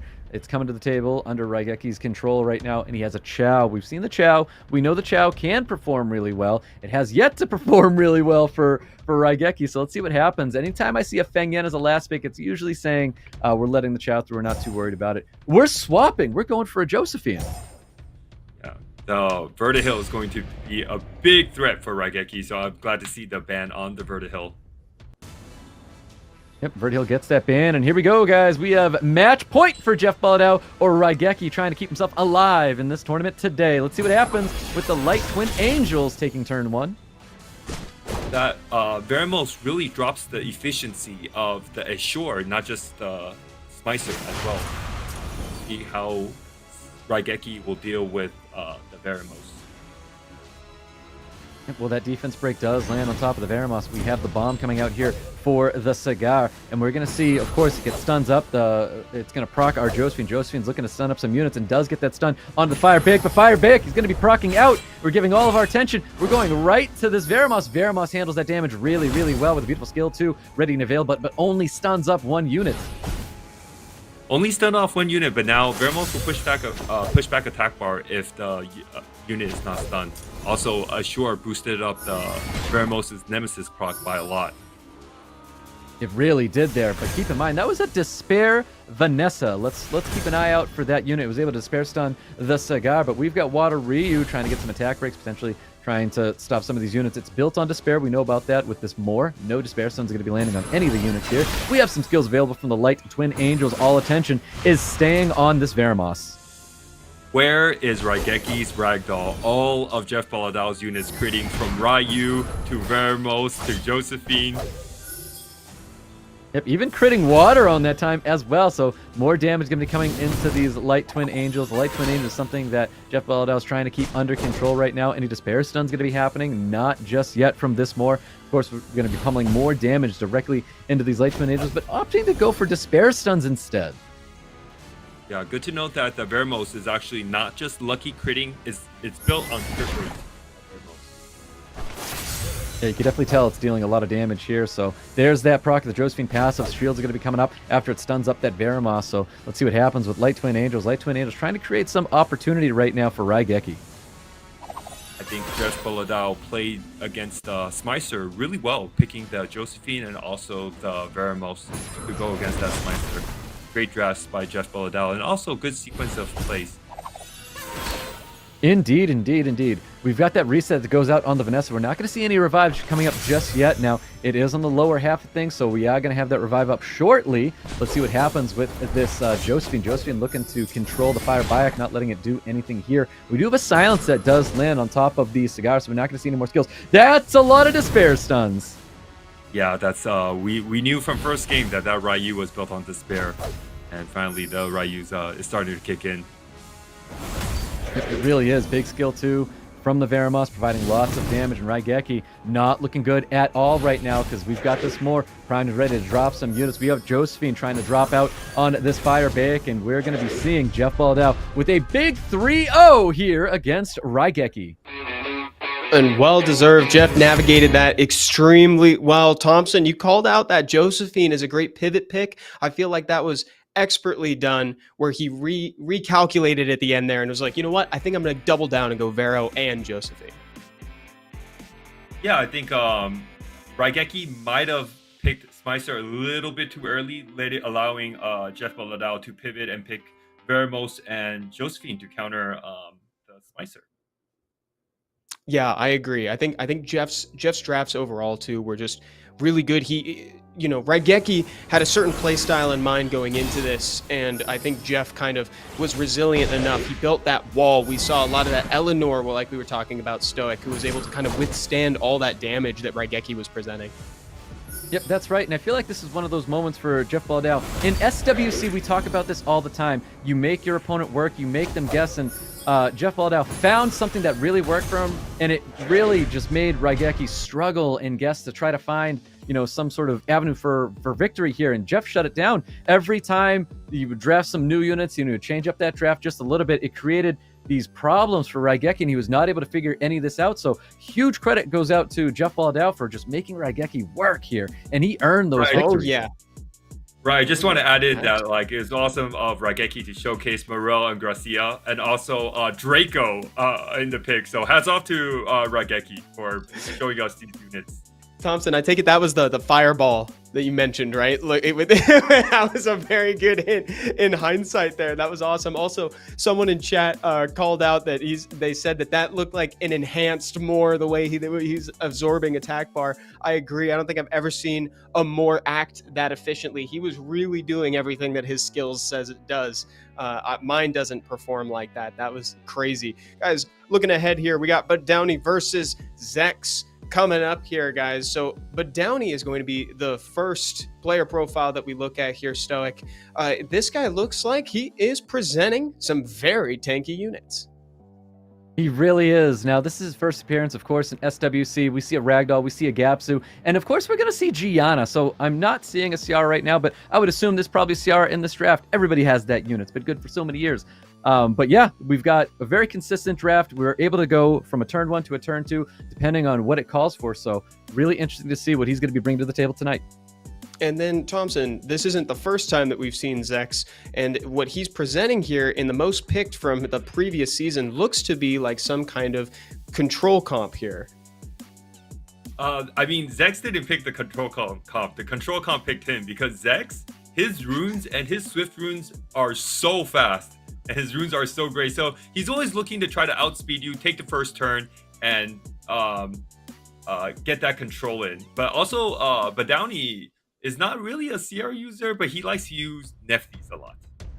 Got it. Sounds good. Let's see who is going to be sent down to the redemption bracket for next weekend. We're getting into BADOWNEY versus Zex right now. Thompson and Stoic, we're already in the pick ban phase. Oh, there's your pre-bans already. Ciara is going to catch a pre-ban, and so is Ragdoll. BADOWNEY is going to have that first pick as we get into this match number 1 with BADOWNEY and Zex. Yeah, BADOWNEY really smart picking the Oliver. And Zex obviously not picking Lucian Draco. There was no way that was happening. I honestly just gasped right there. I was like, there's no way he's going to come in with the confidence to cleave his opponent. And now we're going to swap it. We're not cleaving at all. We're going to bruiser it out. He's got the Gapsu, and he's got Masha being drafted by Zex. Looks like Zex has a really good plan of banning the Ragdoll and picking the Gapsu. I like how he took the Gapsu Ragdoll component from BADOWNEY. Yep, definitely banning that unit out here. So now we have Chandra, and we've got Ragdoll being drafted by BADOWNEY. Zex, showcasing a Heigang, which probably is going to be locked in here with an Ethna. So now BADOWNEY's probably going to pick 2 Bruisers unit at the end, and nothing for no control, but just like more healing, more damage, more bruisery units for the last 2 slots of BADOWNEY.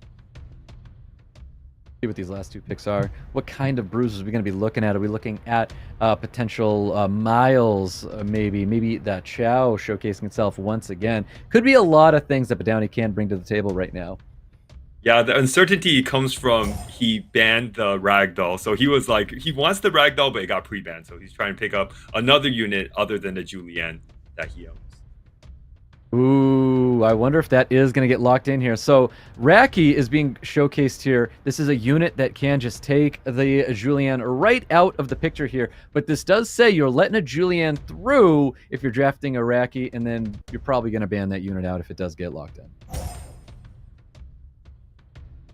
So good last pick from Zex, presenting more speed lead, because if you pick the Rocky, BADOWNEY could have just let it through, stripped the Rocky, and reset it for after banning the Heigang. Speed leads are coming out for both players here. 33 for BADOWNEY, 24 for Zex. We're getting into our very first match with Zex versus BADOWNEY.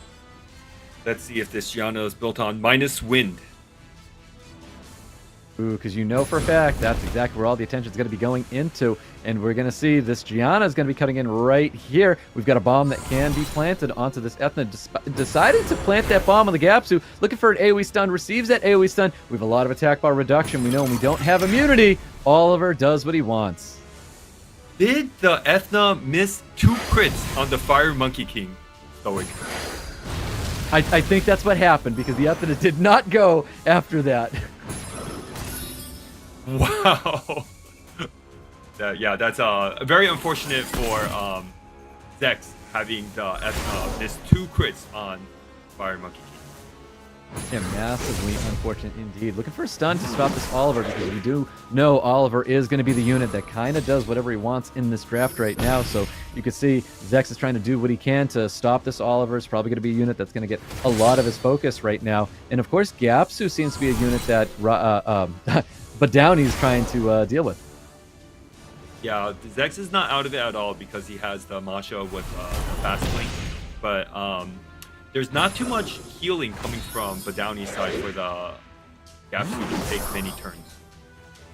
Yeah, that's kind of why I don't like Gapsu early like that, because you're drafting a unit where you're giving your opponent the advantage to say, all right, I won't bring a lot of healing, and then your Gapsu's not going to feel that fast anymore here. So Gapsu, not a big fan of this draft right now, and of course Fire Monkey King reigning supreme right now. Yes, Stoic, but this is SWC, and I think Zex just wanted to take one of the components away from BADOWNEY, so BADOWNEY cannot use Gapsu Ragdoll against Zex.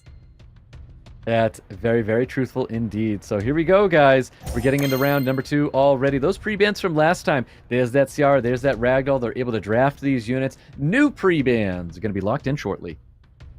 Yeah, Zex could be considering banning the Julian or the Gianna.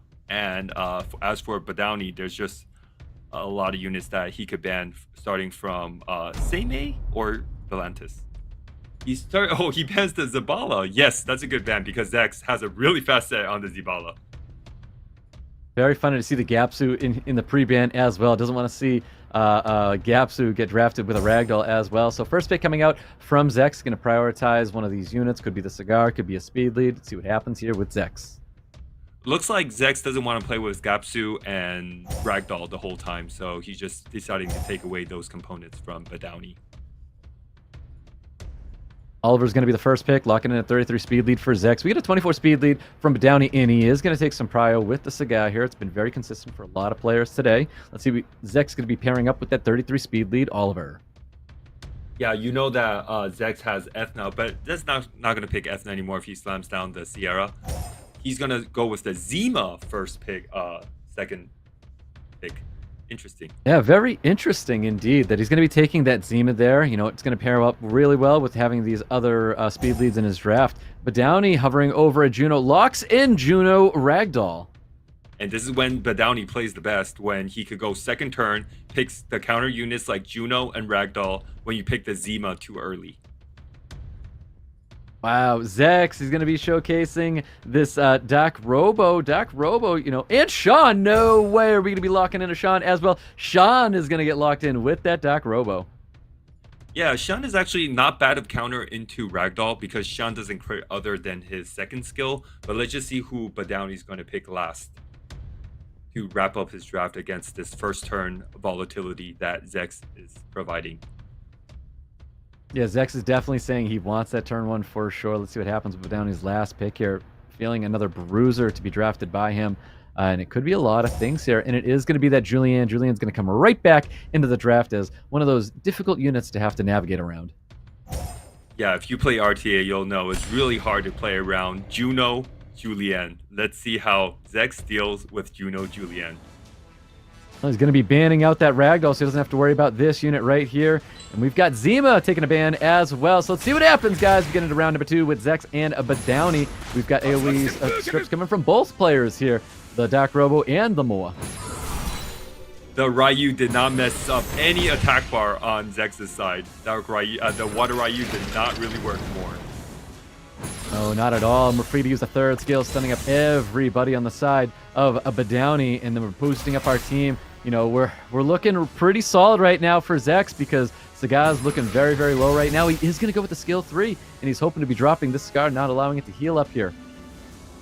Yeah, that's what I was talking about earlier in the casting. It's really hard to contest speed with Zex. Zex really knows how to strip and control you with And BADOWNEY was kind of crossing his fingers there to get some despair stuns out there, not receiving any of them. Not even getting a strip of the speed buff on Oliver or the CR here.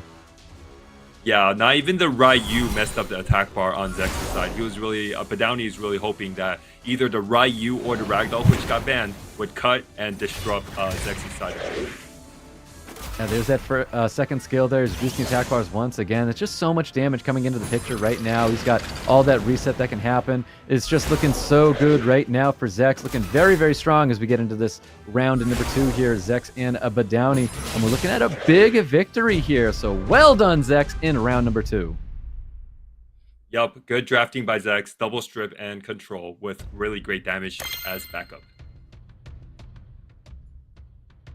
Let's see what happens, guys. We get into round, set number 3 here. We've got those pre-bans from last time, Zabala and Gapsu. They are free to draft those units. 2 new pre-bans getting locked in right now.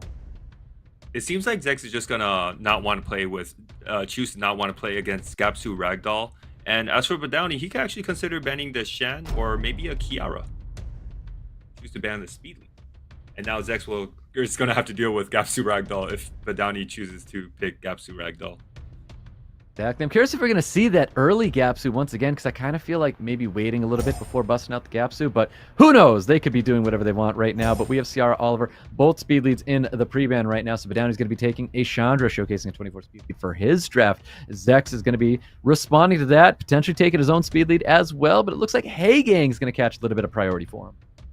Heigang, huge pick, huge first pick. I don't know about Heigang first pick, but Heigang is such a powerful unit, having 2 modes, being able to strip and cleanse or cleanse and get attack bar on the opponent's side.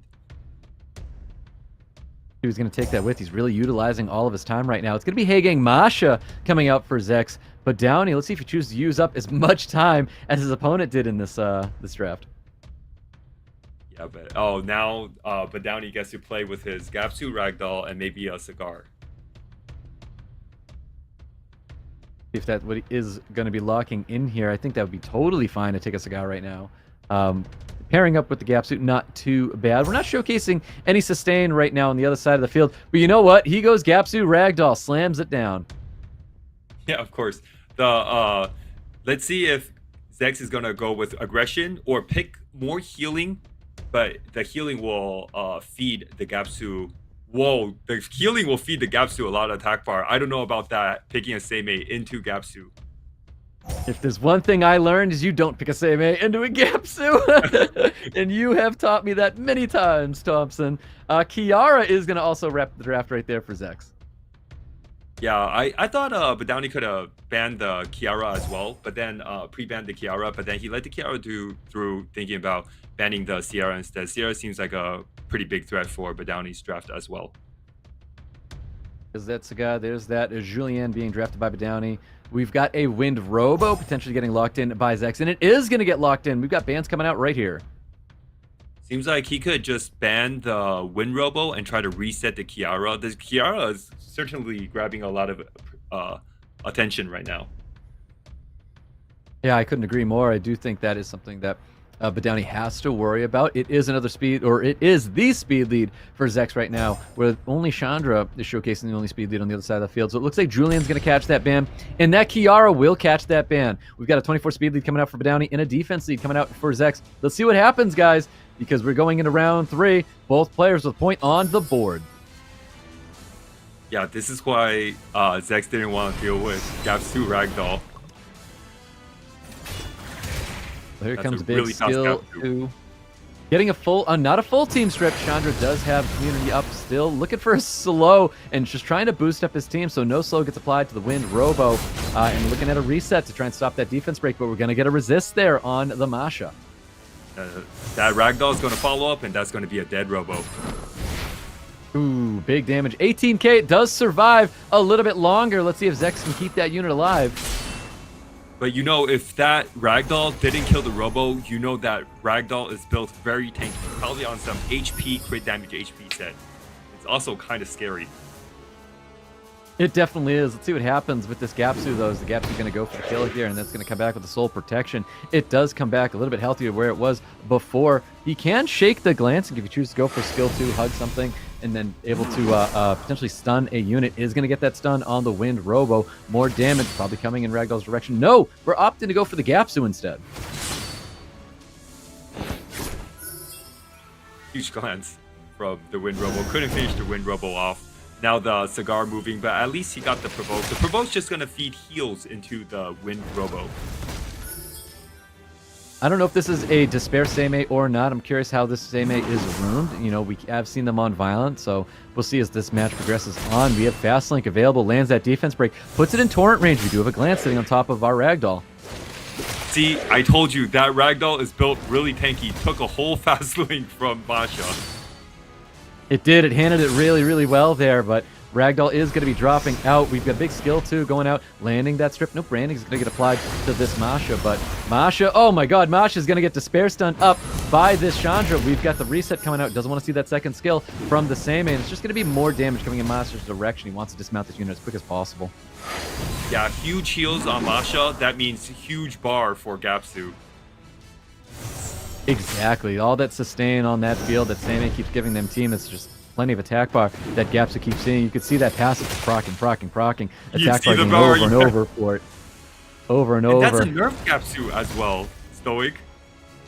It is. That's a nerf Gapsu, but that's what happens when you play a Seimei. There's just so much healing. I had to learn this the hard way, Thompson. You just don't take a Seimei into a Gapsu, and it's very, very oppressive. Gapsu just, you know, loves all that attack bar gain that it's going to get from Seimei.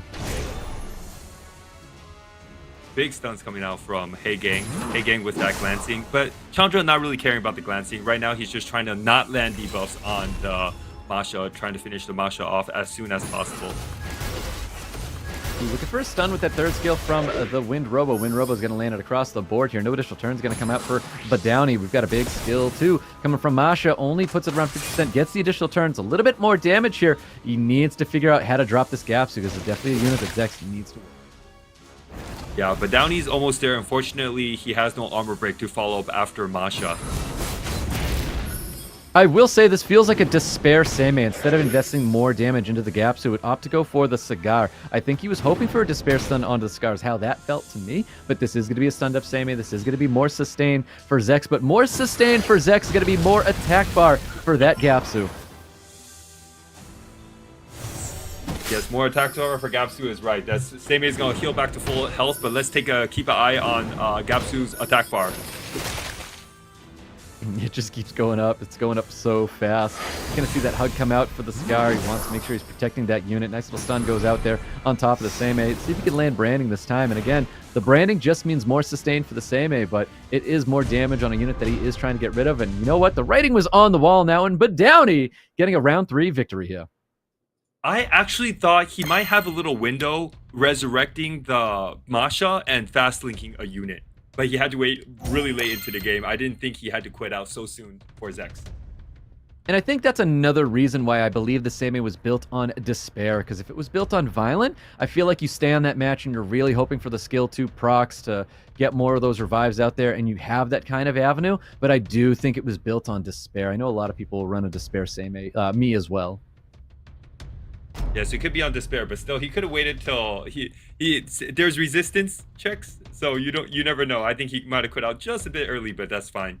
BADOWNEY up 2-0, deciding to pre-ban the Zebala, and then Zex deciding to pre-ban the Ryu. For sure. So those are our pre-bans right now. Both players are trying to lock in a 33 speed lead, which is quite interesting. That Gapsu is going to be drafted once again by BADOWNEY. Not seeing any sustain for Zex. Now, does Zex even, like, justify that now? You know what I mean? Because that's what I see when I see an early Gapsu, like, just don't bring sustain. Yeah, also, you being a Gapsu Ragdoll user know how easy it is for Gapsu Ragdoll to deal with Heigang. But Zex is picking the Heigang because he's worried about Vanessa stripping and armor breaking. Most definitely. Let's see what happens here for the rest of the draft here. Does he choose to lock in that Ragdoll already? Because the only thing that is guaranteed crit right now is going to be that Masha. Holy cow, I feel like I'm watching myself right now. We're going to see a Ragdoll and a Paddock coming out here for BADOWNEY. Badowny being the turn 2 king. Let's just see what Zex is going to pick up. Hopefully Zex All I'm doesn't learning pick right too now. much. Yeah, hopefully Zex is not going to pick too much attack bar pushbacks, because that just means a Lucia last pick from Badowny. Hopefully he doesn't go too much control. He needs some damage right now in his side of the field. He definitely does. I think he needs to showcase a little bit of damage here, and it is going to be a Ciara because we have a very thick and I want to say consistent team coming out of Badowny. But what I'm learning here is I probably should be drafting more Vanessa in my draft here, but we'll see. Yeah, Vanessa is such a great unit. 33 speed lead, also provides an armor break. Is one of the key units for in this meta. Just Vanessa and then 2 bruiser units that does a lot. Exactly. See what the last pick for Badowny is going to be. It's going to be a Fire Monkey King here. And I think that's a great response, which is signaling that you're probably letting that Oliver through here, that you want Oliver to take a bunch of turns, because more turns for Oliver is going to be more turns for Fire Monkey King. Yeah, Zex definitely did his homework. He really took care of Gapsu Ragdoll. Now that he didn't take care of Gapsu Ragdoll, he sees Gapsu Ragdoll every turn. Yep, exactly. Let's see what happens, guys. We get into round number 4. Badowny at match point. Zex looking to stay alive here. Yeah, now Badowny looking to mess up Zex's attack bar and turn order. Ooh, not getting an attack bar reduction on top of this Fire Monkey King. Glancing does get applied to the entire team of Badowny. We have a fast lane coming out. Does he try to go after this Vanessa? It's probably the direction that he has to take this. Yeah, great choice by Badowny trying to strip the Oliver first, so the Oliver will take a turn and move out of his turn. Here comes that bomb. Had beautiful third skill. Finishes off that Vanessa there. Lots of damage coming from this Ciara. Now we do have a branding sitting on top of this Oliver, so it is going to get a ton of damage and a lot of attention from Badowny. So I think that's where he's going to be staying. He wants to eliminate this unit now. It doesn't have any form of immunity to stop it from being able to do whatever it wants here. Yeah, that form of second attack, picking that Sierra last was huge. Now that he has Sierra and Masha, it looks like it's enough damage to push through all of Badowny's healing and loser. Nice little bit despair stun there on top of the Ragdoll, stopping Shooter from taking damage here, or dealing more damage here. Bomb's going to land on top of the Fire Monkey King. Another turn from Ciara, which just means more attack bar here for this Fire Monkey King. Now, Fire Monkey King is going to be ready to help eliminate a unit here. We've got Oliver with 1 foot in door right now. He could be getting dropped here by that dot. Does not drop to the dot. Oliver almost dying, very close. Now Fire Monkey King has to waste another turn to kill the Oliver. Huge. I was going to say, I think he needs to detonate that bomb. Oh, man, let's see this damage going out to the Ciara. It does not handle that second skill at all. We've got Ragdoll's going to be taking next turn, I do believe. The Ciara needs to get a proc here to get out of this defense break, and that's not what happens. So Ciara is going to be a little bit of trouble. I think it's going to be dropping here to the Ragdoll. You can tell how squishy the Sierra is by how much damage that bomb dealt. Exactly. That's usually the telltale when you know if Ciara deals too much damage, you know it's going to be easy to get rid of later on there. But let's see what happens. We're looking at a stun here to keep this Masha back from dealing damage, but there is a lot of attack bar to be gained here for Badowny when you have Masha on the other side of the field here. So Masha can get some big initial turns and create some great opportunities here, getting the defense break, almost eliminating this Gapsu. Gapsu staying alive, looking for a stun, not getting a stun. The initial turns coming out, needs to stun this Heigang up. That Gapsu has minus fire for sure. Most Gapsus would have been dead by now. 100%. That is very, very true. No additional turn's going to come up from this Ragdoll. Gapsu staying alive. He refuses to go down. Looking to drop the Masha. Masha's still alive here. Gets that glancing and despair on the top of the Gapsu. Gapsu's going to pop back up here, looking for a stun to keep the Heigang back here. Now I know we should be seeing a Badowny victory right now, but there is a world that he's not even going to try for the despairs. He's going to let it go. Badowny is going to get that round 4 victory and move forward in today's tournament.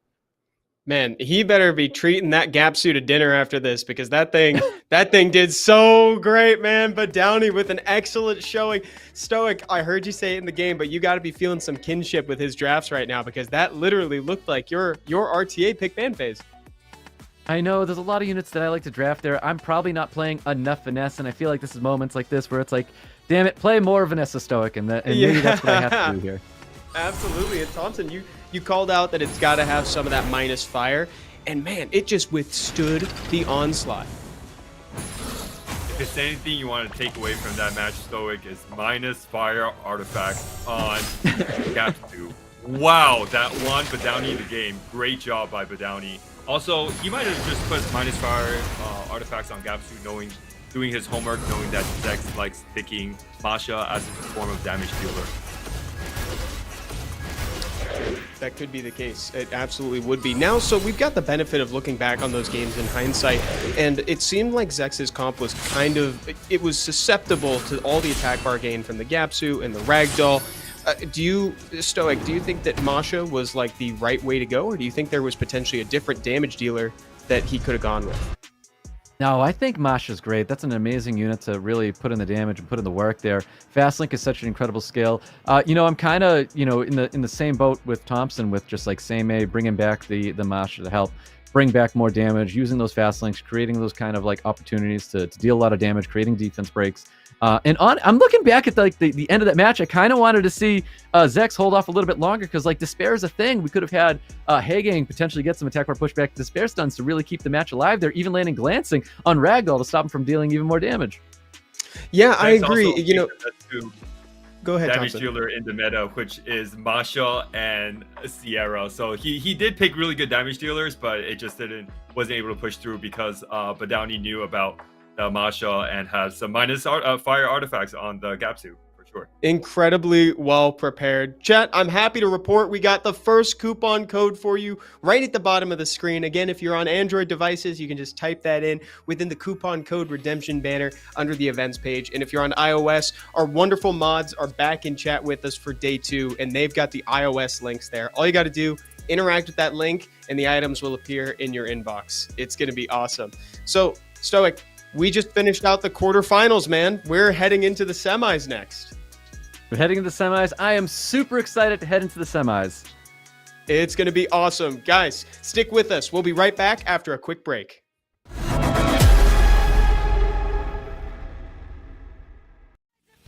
the ashes, dear one, rise up brilliantly. Go rise up with the glimpse of vigor, radiance of real beauty. No turning back, no making back, embracing all the darkness. So rise up from the ashes, dear one, glowing red and bold. Go rise up.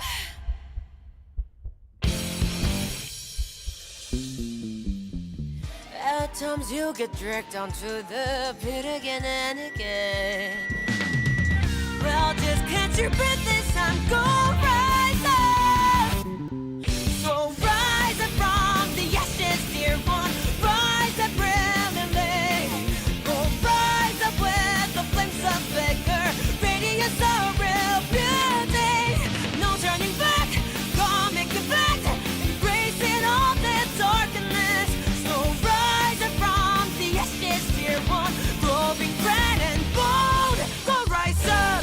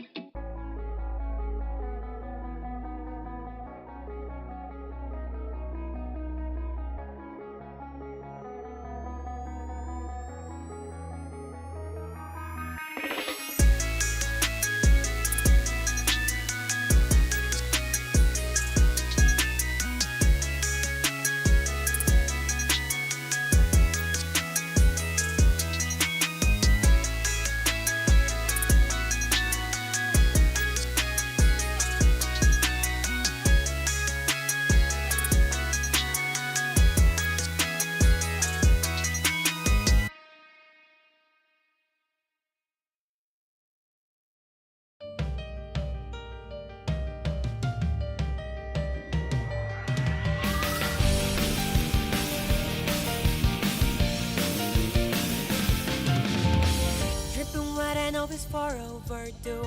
Skies are black and no one to call out to. Filtering breaths hanging in the cold air.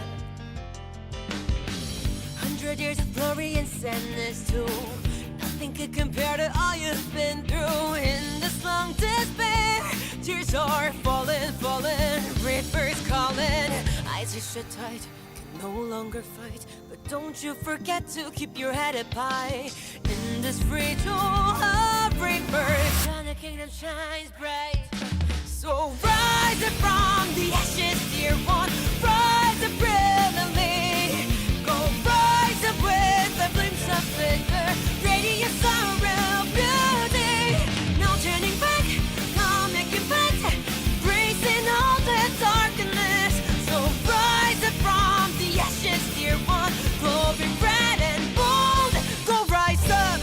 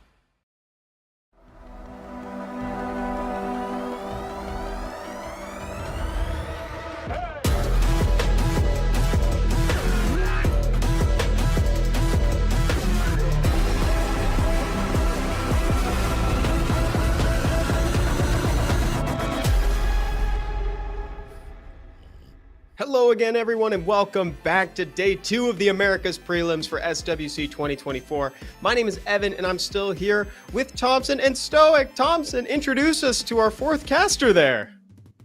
Thompson, Stoic, and Lulu. Lulu is just really excited to see the LADRILLO versus VINNY matchup. Both plays very erratic. Both have their own style. Let's see if VINNY can Jongnam LADRILLO. Lulu's got great taste. That's going to be an excellent game. Stoic, I couldn't agree more with our 4th caster here because they both had excellent showings in the quarterfinals. So this matchup right now between LADRILLO and VINNY is surely going to be one to watch. Yep, it really was. Where I was saying ZEFA was super consistent, to be honest, VINNY was even more consistent today. So definitely some great matchups here with LADRILLO versus VINNY. Let's see if VINNY can keep that consistency going up against LADRILLO. I don't know if that Water Jongnam is going to be as good as it was against ZEFA, that it will be as good against LADRILLO, but I would love to see it. So I kind of hope that we do see that consistent VINNY and see what he's going to do going up against such a monster like LADRILLO. Yeah, absolutely. And I like what you said. You know, there might not be that same window of opportunity for Jongnam to shine. Might have to bring something out against LADRILLO that we haven't seen yet, Thompson, because LADRILLO is not one to leave that many openings. Yes, LADRILLO, it's going to be very interesting to see if LADRILLO is going to get the Veronica, because he really likes playing the Oliver Veronica, Sierra Veronica, or Oliver Sierra plus Gianna. However you pre-ban is going to be tough because he's going to have either the Veronica or the Gianna you have to deal with. Yeah, it's true. You're really stuck between a Veronica and a hard place there. You know, there's so many options you want to pre-ban, and there's not enough of them. Not enough bans available, huh, Stoic? Look at VINNY here. How do you feel like his most picked from Season 29 compared to what we saw in his games earlier? You know, I feel like we had a different situation in that first matchup where, you know, VINNY got to go up against ZEFA, and I feel like we're in a situation where he's got to change his draft just a little bit. You know, are we challenging for turn 1, or are we going to pivot or stay even just bruiser going up against LADRILLO, because there's a lot of things that you have to worry about, and it's kind of comes down to the situation LADRILLO is going to put you in that you have to deal with, because your mind is on all of these LDs and all these different avenues that LADRILLO has of victory. So Vinny needs to kind of find his window, find his gap, and find his groove where it's going to fit in that matchup. Oh, yeah. And everybody, I cannot emphasize this enough. This is our first big set right now. One of these players is going to be qualified for the America's Cup, and the other is going to be sent all the way to next weekend for the redemption bracket. Let's go. Thompson, Stoic, LADRILLO versus Vinny. This is round one. Let's get into it with the pre-bans kicking us off. Vinny has that first pick. The pre-ban's going to be very important, just as much as Vinny's first pick.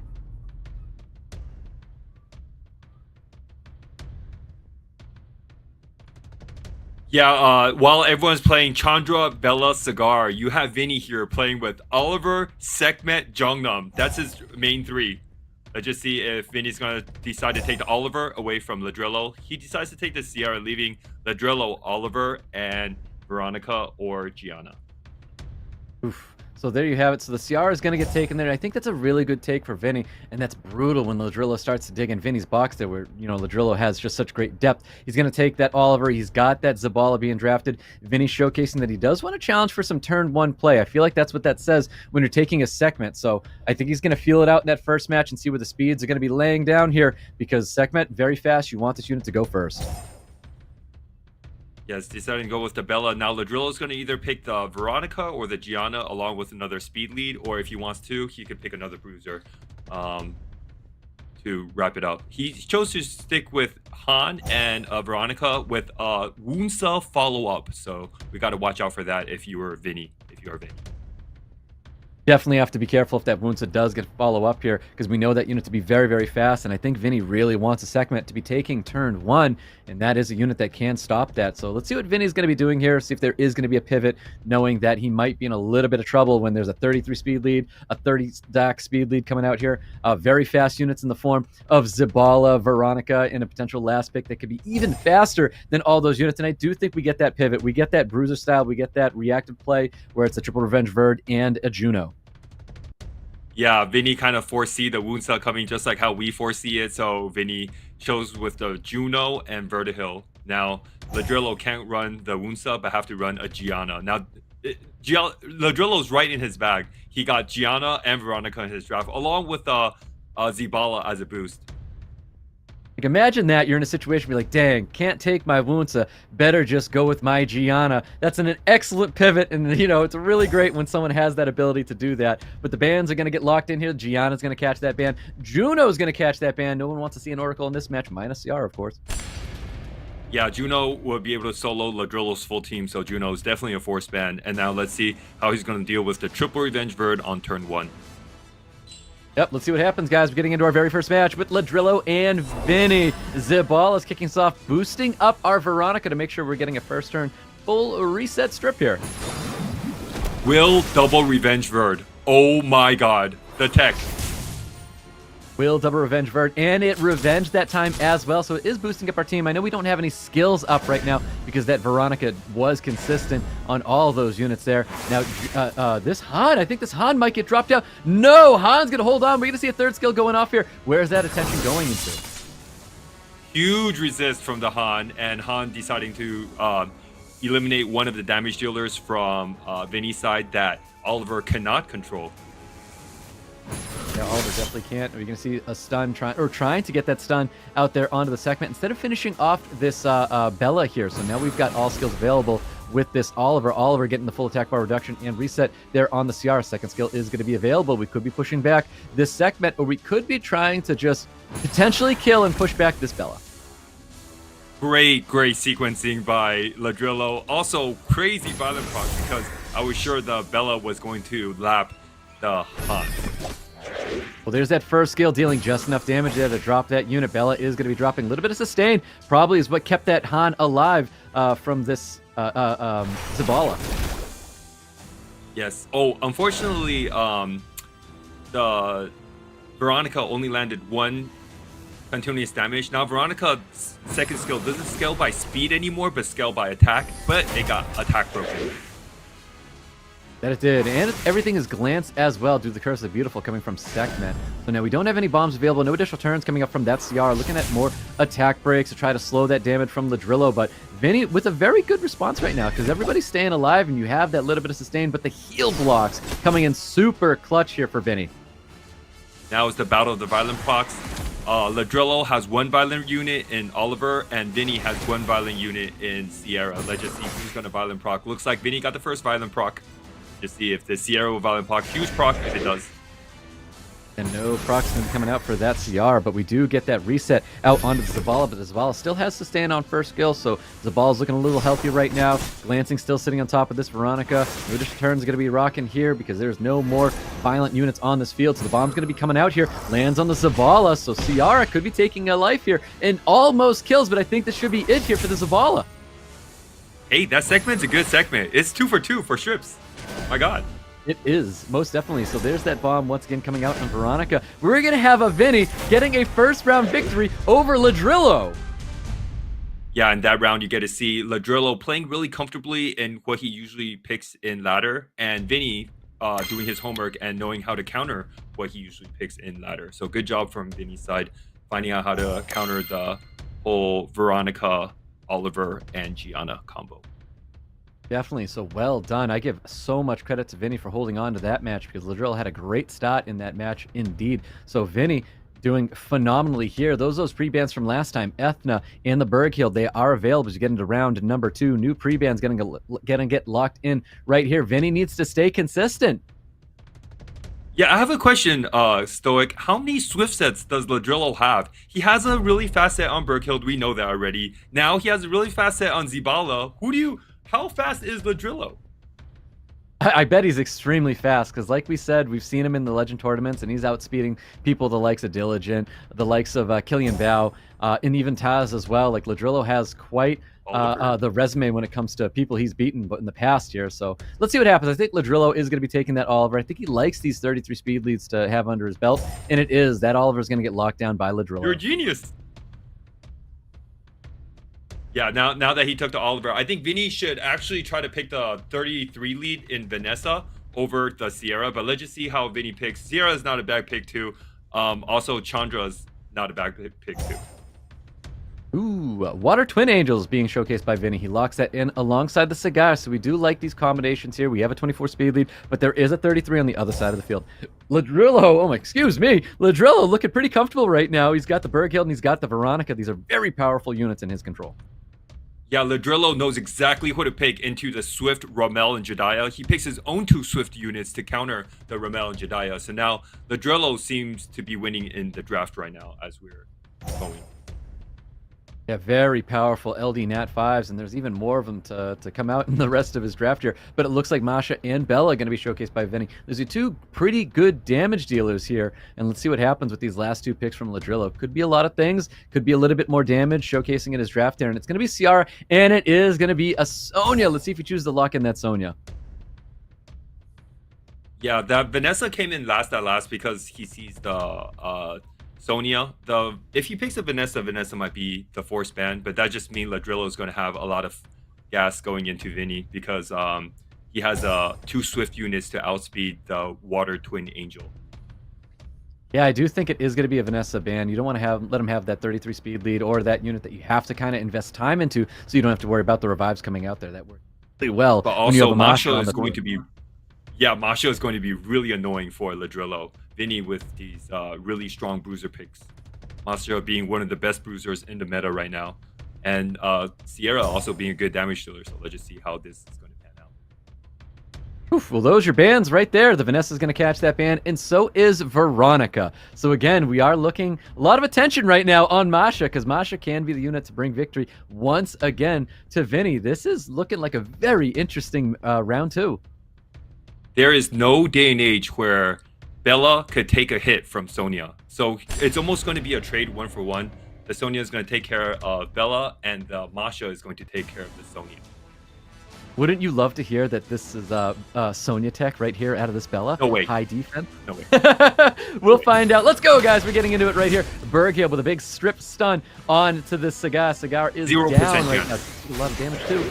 And it does die to the Sonya. You are correct. 0% chance there, losing that Sonya. Let's see this trade-off, though. Looking at a defense break on the CR. Now the season fast links coming out here. Massive damage. So we have not traded just yet, but the immunity is going to keep Masha kind of safe right now.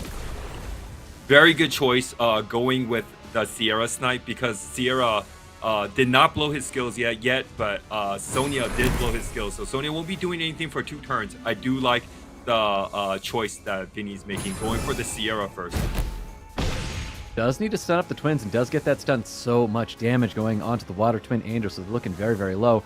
There's not too much that this Berghild can do, so I would assume it's going to be a little bit damage coming into the Water Twins. Does get the defense break as well. And again, Masha keeping itself safe there, having the immunity up.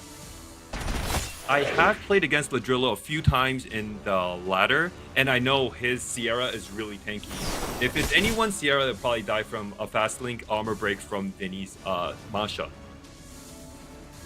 Let's see that damage. I think he is going to be finishing off the Water Twin Angels. Oh, he's setting up a defense break for himself because he's got that 3rd skill there to help deal a little bit more damage with the defense break onto that Cigar. And a beautiful 2nd skill there to drop the Water Twin Angels if he wants so. If this Berghild could finish off or solo this Masha, you're going to see an incoming nerf again for the Berghild. We'll see if that's what happens here, because he needs to lock this unit down. Oh, he does get the stick and the stun. He's able to lock this unit down. We've got more damage coming in from this Sonya. Masha is handling the damage really well, but that defense break is going to be a massive problem there. Ooh, the writing was on the wall in there. LADRILLO gets a round 2 victory over Vinny. By the way, I was just kidding. Berghild doesn't need another nerf, but wow. Oh, Berghild is so strong. Oh, it is a very, very good LD Nat 5.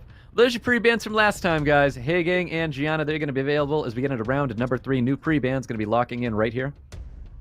Yeah, Stoic, if you were Vinny, would you pre-ban the Berghild, or will you pre-ban Veronica? I think you're going back and forth with Veronica and Gianna. I feel like you got to stop those 2 units. It's just they do way too much, and I don't know how you address the Berghild except by trying to kill it, because I think Berghild is super good. But how do you not go back and forth with pre-banning a Veronica and a Gianna? I think you let Veronica through. You pre-ban the Berghild. We're both wrong. It's going to be Ethna and CR in the pre-ban. Yes. That's so interesting that that's the route that Vinny's going to be taking. But you know what? Vinny already has a game on the board right now, so he's got to win against LADRILLO, and he has first pick here. He takes that Oliver away from LADRILLO, and I think that's a really important take for Vinny. Yeah, but he also has the Han, Wedget, and also Ramel and Jediah. Ramel and Jediah is going to come back here, and Cigar as well. Very consistent units. It's funny because these are the first 2 picks that Vinny took as well. Interesting enough, LADRILLO always also likes using Tomoe as a speed lead for his RTA ladder climbs. So we'll see if LADRILLO picks a Tomoe at the end for his 2nd speed lead. It could call for that, so we'll see what happens. Vinny's got the next 2 picks after seeing Ramel and Jediah and that Cigar. Oh my god, it's happening. So there's that Sekhmet. There's the Jognam coming back to the table again. Yes, this is Vinny's Trinity. Oliver, Sekhmet, Jongnam. But now LADRILLO gets to go into his box and pull out any amount of LDs he wants. Veronica, Han, Gianna, Nikki, Wunsa, Ragdoll, Jitian Dasung. He even has a Bella and a Viva Chell if he wants to take the Bella away from Nikki. Vinny. There's the Fire Bayek being showcased here once again. We know this unit's consistent, does a lot of damage, does a lot for your team, period. So it's a very, very good unit. Really nice to be paired up with that Berghild too. I know this is crazy, but if Vinny picks another attack bar boosting unit, LADRILLO actually also have a Tianliang in his back pocket. So now it was a kind of a good time for a Tianliang, but let's just see if LADRILLO wants to use a Tianliang, and if it's ruined up, even ruined up for LADRILLO. Some people don't like using Tianliang because of its inconsistencies on skill 2. See what happens here, because I do think the Tianliang would be pretty good when you're looking at an Oliver and you're looking at a Vertiheal.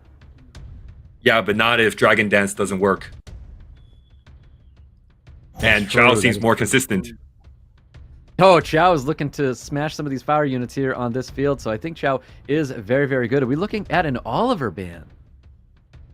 I'm also quite surprised Tianliang might not come out, because Tianliang actually had it's kind of like a synergy with Berkhild, but kind of also counters Berkhild too. I understand if Tianliang was a pick.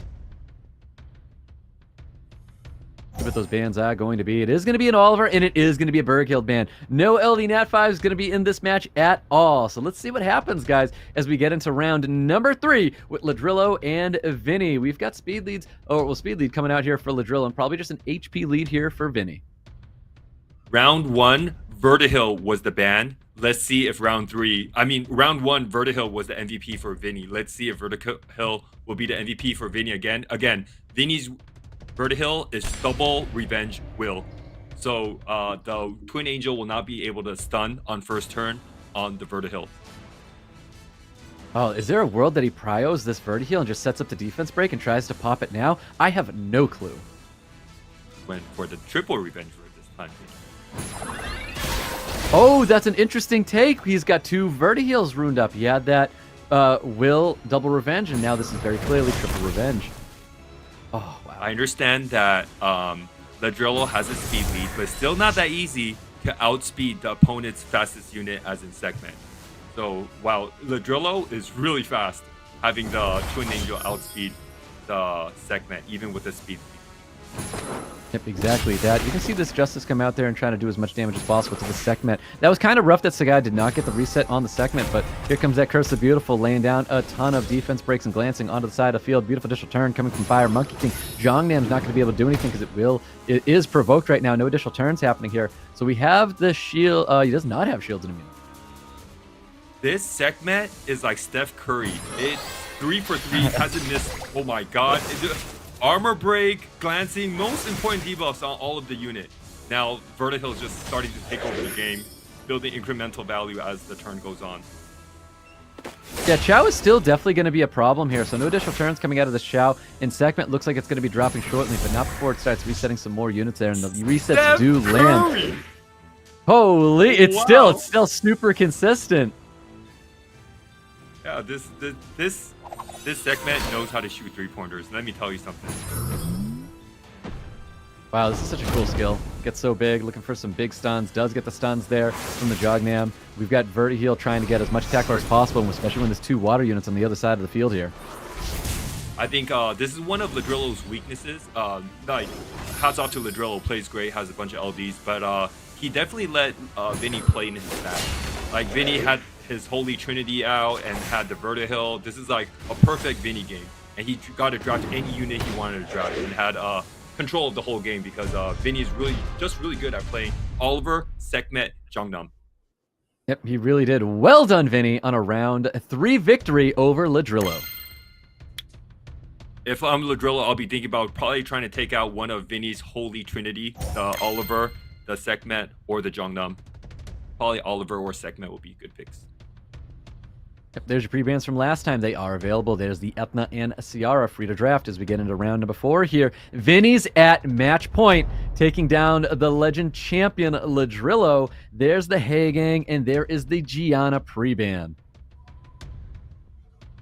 Yeah, so now I feel like LADRILLO has to pick the Oliver. I think he needs to. I think that 33 speed lead is too good for him. I feel like everything he drafts, it just synergizes really well.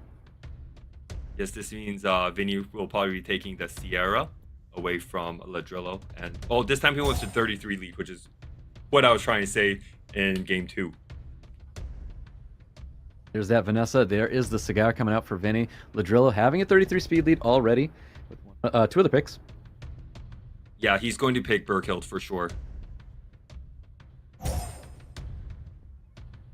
There it is. He slams it down. Veronica Berghild coming out for LADRILLO. Now, this is where LADRILLO seems to perform a lot better when he has these units on his field. So let's see if VINNY figured it out and knows how to draft a little bit better as he's playing against these units once again in round number 4 here. It's going to be Gapsu Ragdoll as a response. These 2 Violent Bruisers is actually not that bad, staring down these 2 Swift units that LADRILLO provides. But also, LADRILLO's Swift units are really tanky, so I would like to see LADRILLO slam down 2 more Violent units, Bruisers, into VINNY. I think that's exactly what's happening here, because we do know Smicer is built different. It's a very, very thick unit that's really, really tough to get rid of as well. At least that's how you usually ruin it here. We're going to get the Light Monkey King being drafted by LADRILLO. So now Vinny's going to completely take second turn, and all his units will be on Violent. So if Vinny procs is not luck sacking, all his units are built on Violent, other than Vanessa maybe. Well, let's see what happens, because he looks like he's locking down the Vera, which definitely signals that Smicer's going through, potential Light Monkey King going through here, and he swaps out the Vera, brings in a Juno instead. Doesn't matter. Vera will get banned, Juno will get banned. Last pick is always going to get banned in this draft. Yep, let's see that Juno probably get banned out here. Let's see if he is going to ban out the Veronica, or maybe even that Berghild, because the Berghild was definitely a unit that was very irritating for Vinny to have to deal with. Yeah, if I'm Vinny, I'll ban the Qitian Da Seng, but yeah, and he does. Light Monkey King's going to catch that ban. Juno's going to catch that ban. Leader skills getting chosen. 33 for both players here. And here we go, guys. Vinny is at match point against the previous Legend Tournament champion, LADRILLO. Or can LADRILLO keep himself alive here, guys, in round number 4? Let's find out with the Berghild taking turn 1. Yeah, now Vinny's just waiting to poke a hole through armor break from Vanessa. Vanessa resisted the cooldown reset, and now all he needs to do is poke a hole, armor break, and have Ragdoll finish off. And we're going directly into that Berghild right here. Can he get that stun on the Berghild here? And he doesn't get that stun. We do have attack bar pushback here coming from this Oliver. He's probably going to be pushing back the Ragdoll. Doesn't want it to deal the damage here. Getting that silence on top of Cigar as well. LADRILLO is going to start taking a lot of time on his turns, because he has to read the attack bar and also the health of each one of the units, because Gapsu will cleanse the bomb. So now he has to start tunneling damage into the Vanessa or the Gapsu. Looks like he's going to go into the Gapsu here. So he does get that defense break on Gapsu, looking for lots more attack by pushback here. He wants to try and control this team. There's not much that Sagat can do except landing provokes here to stop units from, focusing down other things. And Oliver's probably the perfect unit to keep provoked. Yeah, now LADRILLO is going to have to be really patient with his turn and make sure none of his bombs get cleansed. Yeah, let's see what happens with this Veronica. We only have a skill 2 available to land some dots here. Like, Gapsu does decent into Smicer, but if you just take time with your turns, Smicer could still be a good threat against Gapsu. See where the skill 3 is going to go. He wants to reset some units there, and it is going to be Oliver. He's doing a phenomenal job at stopping LADRILLO from, really trying to target some units. These provokes have been coming very, very clutch here. So more damage comes into the Cigar. We have Light Ivor. It's handling it really, really well. Berghild staying alive. Or not. Yeah, all Vinny has to do is keep buying time for the armor break to land and keep buying time for the Gapsu to heal. And in a battle of attrition, Vinny will win because Vinny has more violent units, also volatility and damage. Let's see, there's more damage going into Cigar here. It looks like he wants to drop this unit. We do know we still have that passive up. It might be reset right now, but it's usually a very short cooldown because nothing's been revived just yet with this Vanessa. So we have Torrent available. Big damage coming to the table here. Drops that Smicer here. LADRILLO is in a horrible spot right now. Yeah, LADRILLO's first couple turns, if you can't push out this damage and you let Vinny stabilize, it's going to be really hard for LADRILLO to come back. Especially, LADRILLO doesn't have a damage dealer in a form of a Sierra. So he's kind of struggling, as you can see, without that damage dealer. There's the reset once again. Down to 1 turn only, though. We've got Oliver. He's just going to keep trying to push back lots of attack bar. He doesn't want this Ragdoll to take him to the turn here. There's the additional turn. Oh. That's going to be the nail in the coffin right there. Vinny is taking down LADRILLO. He is going to be moving forward to the rest of the tournament. We will see Vinny later on in Vegas. Wow, Vinny giving us what we want with the double ignore defense Torrent. Couldn't have thought of a better way for that 3 match to land. That was incredible. A 3-1 up against LADRILLO. Thompson, you mentioned that LADRILLO looked like he might have been kind of having a little bit of a hard time there without like a consistent damage dealer towards the end. Like, what do you think he could have done to kind of outlast Vinny there? Yeah, unfortunately, LADRILLO has a lot of LDs, but he's really reliant on damage through Han and damage through Sierra because he doesn't have a Julianne. And Vinny just playing his the Vinny Trinity, the Oliver, Jongnam, and Segment played it really well. Hats off to Vinny, and I hope LADRILLO gets Julian soon, so he has a damage dealer. Seriously, congratulations to Vinny for such a great showing. Again, first time at SWC, he showed it. LADRILLO, of course, has had Legend tournaments past. He's actually been the champion of those Legend tournaments. And we're going to get to see more of him, as well as everybody else who might have lost in their set next weekend in that Redemption arc, Stoic. I'm looking forward to seeing more of that. But right now, Vinny absolutely deserves to be qualified for the America's Cup. Absolutely. Like a round of applause for Vinny for sure, because he really did handle such a player like LADRILLO. You know, I think a lot of people are already thinking LADRILLO was going to be making it in today's tournament, but this is incredible to see Vinny perform so well. You know, I'm going to bring it up again that I said earlier where I was calling ZEFA just super consistent, but no, Vinny has brought nothing but consistency throughout all of his matches today, and he did a phenomenal job staying consistent, being consistent, and just being an excellent player, drafting things that aren't normal to what most people were even drafting. You know what? Yeah, he seemed very just to consistent and segue. comfortable. Yeah, just to segue on that, like Vinny drafts like Oliver, Segment, and Jongnam, and you'll be tempted to bring in a lot of passive units, and that's when he pivots really well and brings in stuff that counters passive units like Verd or any type of Bella type of units that counters. Yeah. Yeah, absolutely. And I really loved LADRILLO's Berghild, and I like that as an answer to the freeze that's presented by Jongnam, so that way you can have a unit who's kind of like a second Meiho Wang, who's like resisting that CC, so that way you can kind of keep staying up. And also, like, Thompson, you pointed it out, and we kind of glazed over it for a second there, but how fast is this guy? LADRILLO's got so many units that are so fast. Yeah, his top swift speeds are just insane on the Zibala and also on the Berghild too. Yeah, absolutely. Because combined with her passive, she was just flying through those turns. Just like we're flying through these games, we're all of a sudden in the next semifinals match between JEFFBOLADAO and BADOWNEY. Now, Stoic, both of these players have made a pretty big impression on us given their rounds in the quarterfinals. What are you expecting to see between these two here?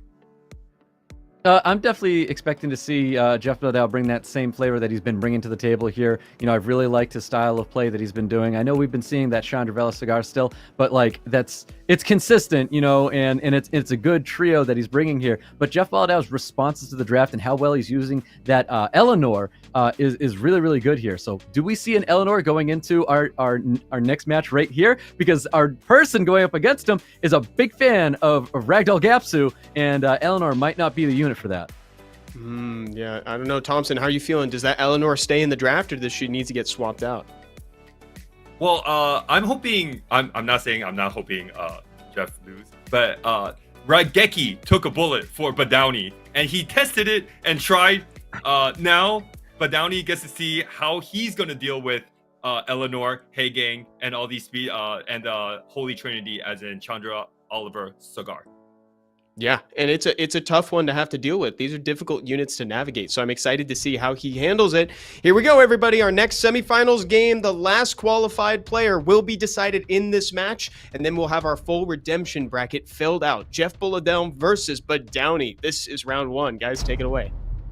And here we go. There's that pre-ban. Wow, we're going to see an Eleanor pre-ban here in SWC, and it's going to be Ragdoll, to no surprise, getting a pre-ban by JEFFBOLADAO.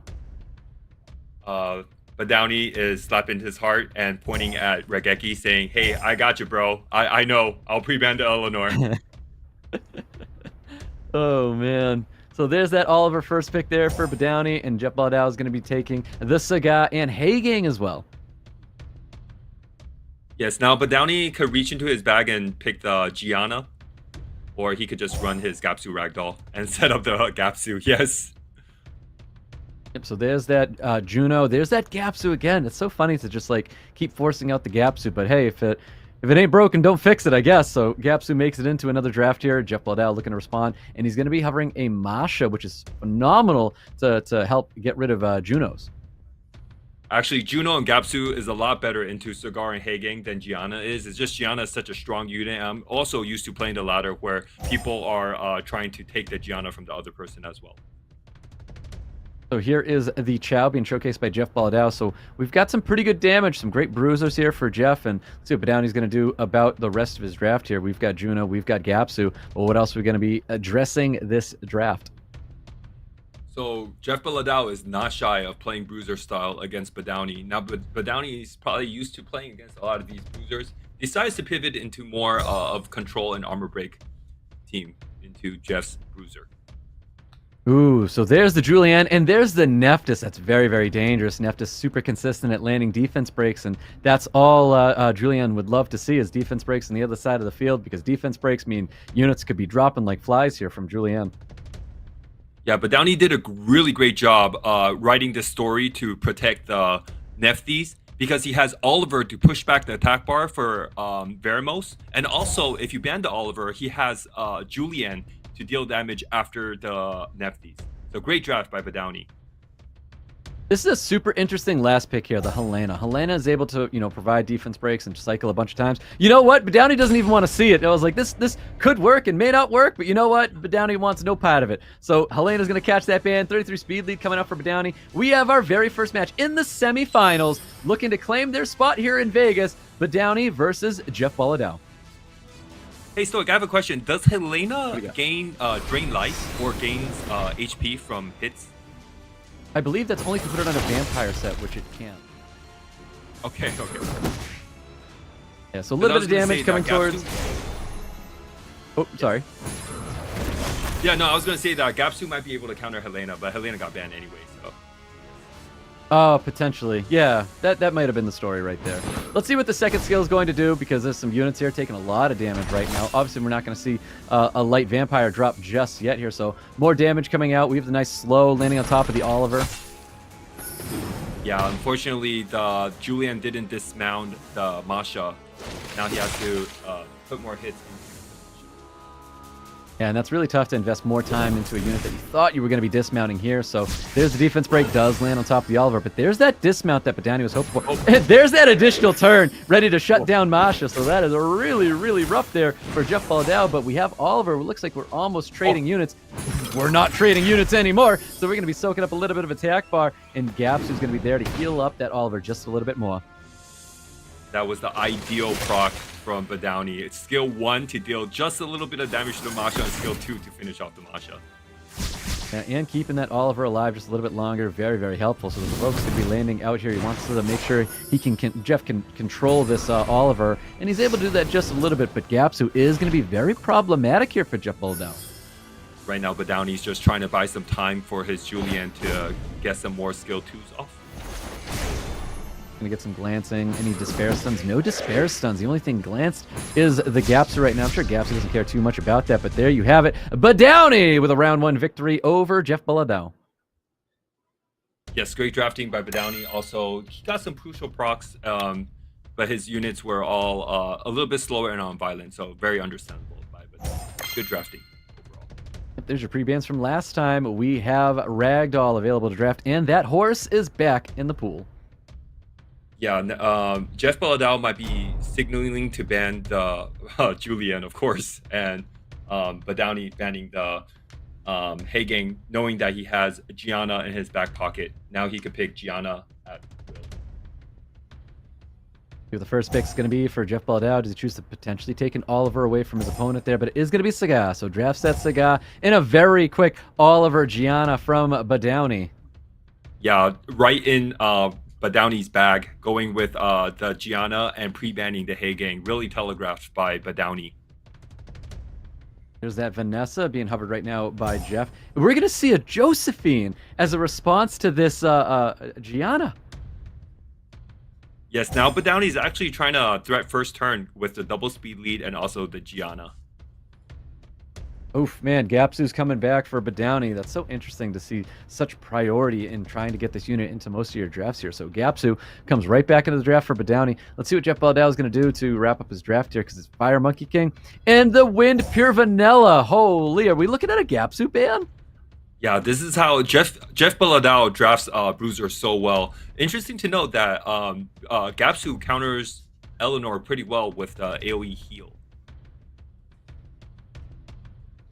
See what's going to happen here. So Last pick from Badowney. It's got to be a pretty good pick there when I feel like your Gapsu's probably not going to make it through into the match. Yeah, I'm not sure even if Gapsu will make it through, but we'll see. Great Tessarion pick. Tessarion is probably going to be a force ban. And if I'm him, Juno is kind of scary. Vanilla Cookie is kind of scary. And all the boosters look kind of scary for JEFFBOLADAO. Yeah, I do think that Tessarion is very good right now. I don't put enough respect on that unit's name here, but let's keep in mind there's no immunity on the other side of the field for Badowney, so I guess trying to kill this or control this Tessarion is not too bad, but Tessarion is going to catch a ban here. Josephine's going to be banned out as well. 33 lead for both players here, guys. We're getting into round number 2 with Badowney and JEFFBOLADAO. Yeah, great bans from both sides, but now he's going to take the full turn from Gianna. Note that Gianna is really fast. Laid down that AoE stun. Resisted by the Vanessa, but... Looking for the Lano defense breakdown. It's a Despair Vanessa. I feel like we knew it was a Despair Vanessa.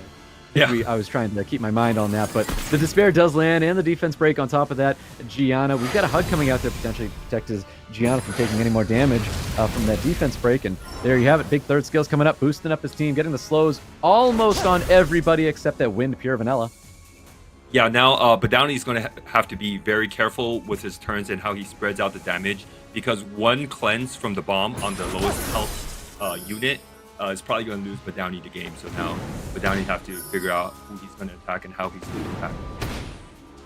Looking for a little stun, dealing a pretty good amount of damage from those first skills onto that Wind Pure Vanilla, but there's that attack bar reduction. I do believe this is a unit that you sometimes put on triple revenge. I haven't seen a revenge yet from the Wind Pure Vanilla. Yeah, there's some triple revenge, there's some on violent revenge, so we'll see. See what happens here, because we do get that brand on top of our Vanessa, so Vanessa might be a unit of focus right now. Little first skill from Gianna into the Vanessa, handles it pretty well. Defense break does land on top of the Oliver. We are still looking to get rid of this Vanessa. We get a nice violent proc from JEFFBOLADAO. He's looking to try and provoke this Oliver, stop this from pushing any more attack bar on his team. What a great play by Badowney, not dropping the bomb, keeping the hug on the Gianna, saving the Gianna for one turn of death. Great play by Badowney, being patient with his bomb and his second skill. Yeah, super important when you look at these matches that are definitely going to take a long time. Bruiser versus Bruiser, and they're really taking their time and have to make the correct decisions here, because we know it's going to be a long one. Yeah, that would have been a dead Gianna. It was great that he didn't put down a bomb too. Ooh, there's that third skill come out. How many units Despair stunned? Only one. Only Skycroft the Despair stun. Everybody got slowed except the Wind Pure Vanilla once again. Oliver is doing such a great job holding back the Wind Vanilla Cookie. It is. Any opportunity the Wind Vanilla is trying to heal up the team so Jeff can get more sustain out there. Oliver's right there to shut things down all over again. Bomb is not going to be landing on the Fire Monkey King. We are going to watch that Vanessa drop, and a wonderful stun from Chandra onto the Wind Vanilla. Also noted that this Gianna doesn't crit on first skill, meaning that it's a very tanky Gianna. Of course, Badowney is going to choose to opt with a tanky Gianna, watching his playstyle being Gapsu Ragdoll, more turn 2 focused type of gameplay. Yeah, Gapsu's super clutch right now. You saw that defense break land on Oliver, and Gapsu's like, nope, even heals him up just a little bit as well. And I don't know what Jeff can do here, because right now he's looking a little low on this Wind Pure Vanilla, looking low on the Sky right now, and he needs to see like some sort of turns to turn this around for him. Yeah, I mean, the Wind Pure Vanilla Cookie is such a strong unit, but when you have Oliver on the other end, keep pushing attack bar back, it's really hard for the Wind Pure Vanilla Cookie to get online. Yep, Gianna, attempt number 2 to land a bomb on the Fire Monkey King does land it this time. Third skill comes out, strips the shields, and then stuns everybody up here.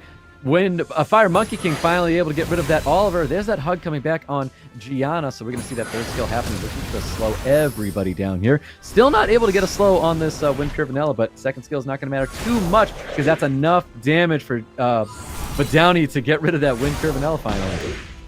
Yeah, you know, the next turn, pre-ban's going to go out to Gianna. Also, like, I want to commemorate Badowney on how he picks who to bomb, because he doesn't want the bomb to be cleansed by the Angela. Exactly that. Well done. It was great insight there from BADOWNEY, able to really navigate through his opponent Jeff in round number 2 there. But here we go, guys. We're getting into round number 3. BADOWNEY is at match point. We have a potential 3-0 up against Jeff Boladao. But Jeff Boladao, we know he can do it. He's going to keep himself alive here. He's going to try his best to do so. We have that Julian and we have that Hey Gang. They are available to draft here with new pre-bans getting locked in now. Gianna. Oh. We know that Eleanor is getting banned. I was surprised he banned the Ragdoll over to Gianna. Let's see what Jeff Boladao is going to do against the Gianna. I'm sure he's probably going to slam down a Hey Gang early to deal with the Gianna. Let's see if Jeff Boladao goes with the Cigar Hey Gang combination. Yeah, that's what he was drafting before as well. So there's that Oliver being drafted by BADOWNEY. There it is. Hey Gang and Cigar being drafted by Jeff Boladao. Let's see what BADOWNEY's going to do. It's Gapsu Juno, man. It's so funny that he's still rocking that same consistency. And so is Jeff, to be honest. We're getting a repeat of that same draft, the Masha, the Juno coming out. Look how quick they're even drafting right now. Neftys, this is Julian. just a run back from game 1. This is just the same run back. Well, this is where I kind of want Jeff to slow it down. I really want him to think about this last pick, because do you run it back? Does it work out for both guys again? Is it just like someone got luckier more than the other? Well, whatever he picks is going to get banned. Last time he picked a Helena and got banned. So. Oh, that's true. Yeah. So you can still potentially just go with the Helena, and then, you know, it'll just get banned out here again. Ooh. Again, it may not matter, so the Vertical might just take the ban out here anyways, and I feel like it was Julian that got banned out last time by Jeff, so let's see if he chooses to ban these units, the same units out this time. The last pick by Jeff and the Julian on BADOWNEY side. So Helena does gain attack bar from Eternal Flame passive. I just saw, just letting you know. But this time he does opt with the vertical, which is going to get banned. And it was the heal, I think, that was in question last time if Helena healed with her skill. Yeah, it does. I just saw it. But yeah. Oh, okay, gotcha. So there's the bans. It is both vampires catching bans here. 33 speed lead for BADOWNEY and a water attack lead for Jeff Boladao. Jeff Boladao just wants to etch his name as the unicorn god if he does take a win with Helena. See what happens. This is a very fast Gapsu taking turn 1 here. Looking to strip, and looks like all the damage is going directly into this Chow. Well, the damage can only go into Chow, right? This is the only thing not on Will. Yep, very true. Let's see what happens here. Is he able to drop that Chow? Chow does barely stay alive here. And it looks like Jeff's just trying to go for, I'd say it's a little bit of a desperation move. He wants to try and stun up anything he can. Doesn't matter if, you know, negative effects landing on top of this Juno here. But there's the provokes landing across the board, but not on top of this Neftys. That Juno is going to laugh because of speed buff. And that is going to be enough to drop that Chow. Already, Jeff on the back foot right now. He's missing a unit, and that's a very impactful unit that I think he needed left on the field. Juno's such a broken unit. Every time you debuff her, she gets 2-turn speed buff. 2 turn, not 1 turn. My god, that unit is so impressive. Does so much damage. Oliver's able to get the reset as well. A little bit more damage coming towards this Masha. This Masha is looking at getting dismounted already. Quick little note, not that it's a big deal, but great job that he didn't strip because Jeff Boladao has a Hey Gang on his field. Not that it mattered because you probably shouldn't strip anyway because skill 1 does more. Yeah, I think he's just looking to really get that dismount there. And he did it, man. I don't know if Jeff has what it takes right now to finish off this match. Maybe some violent procs out of this Masha. No violent procs is going to be happening right there. I do think Masha is going to be dropping here. Can drop to almost anything because Oliver's going to be ready there to push back all the attack bar here. Yeah, it seems like Jeff Boladao just didn't have answers for Oliver. Although he did draft really well and he did take some boosters, but unfortunately some resistance weren't able to land, and he didn't get the armor break on. BADOWNEY is our second qualified player for the America's Cup from day 2. Man, he sent Jeff all the way to next weekend there, Stoic. That was crazy. He did. That was a massive 3-0 for BADOWNEY. As someone is a newcomer like him, it's so crazy to see him how well that he did there, utilizing free-to-play units like a Gapsu. Oh my god, Gapsu, potentially one of the MVPs of today. But Thompson, like, I feel like BADOWNEY was really good at capitalizing on those small moments. It's like you said, Chow was the one unit that didn't have Will, and so he's like, okay, Chow gets everything then. I'm gonna dump all my skills and take out that huge threat. I don't want to glaze BADOWNEY too much, but he drafted Neftys really well because he knows that Jeff Boladao really only has one answer for Nefties, and that is Vermos. And he picked Oliver first, and then he snuck in Julian later on. So you can't really counter the Nefties anymore. So that's great. Like, I was going to say the same thing. Like, you know, Nefties is one of those units that gets exponentially more powerful if you can deny your opponent the counter picks like the Juno. It's a very, very well said.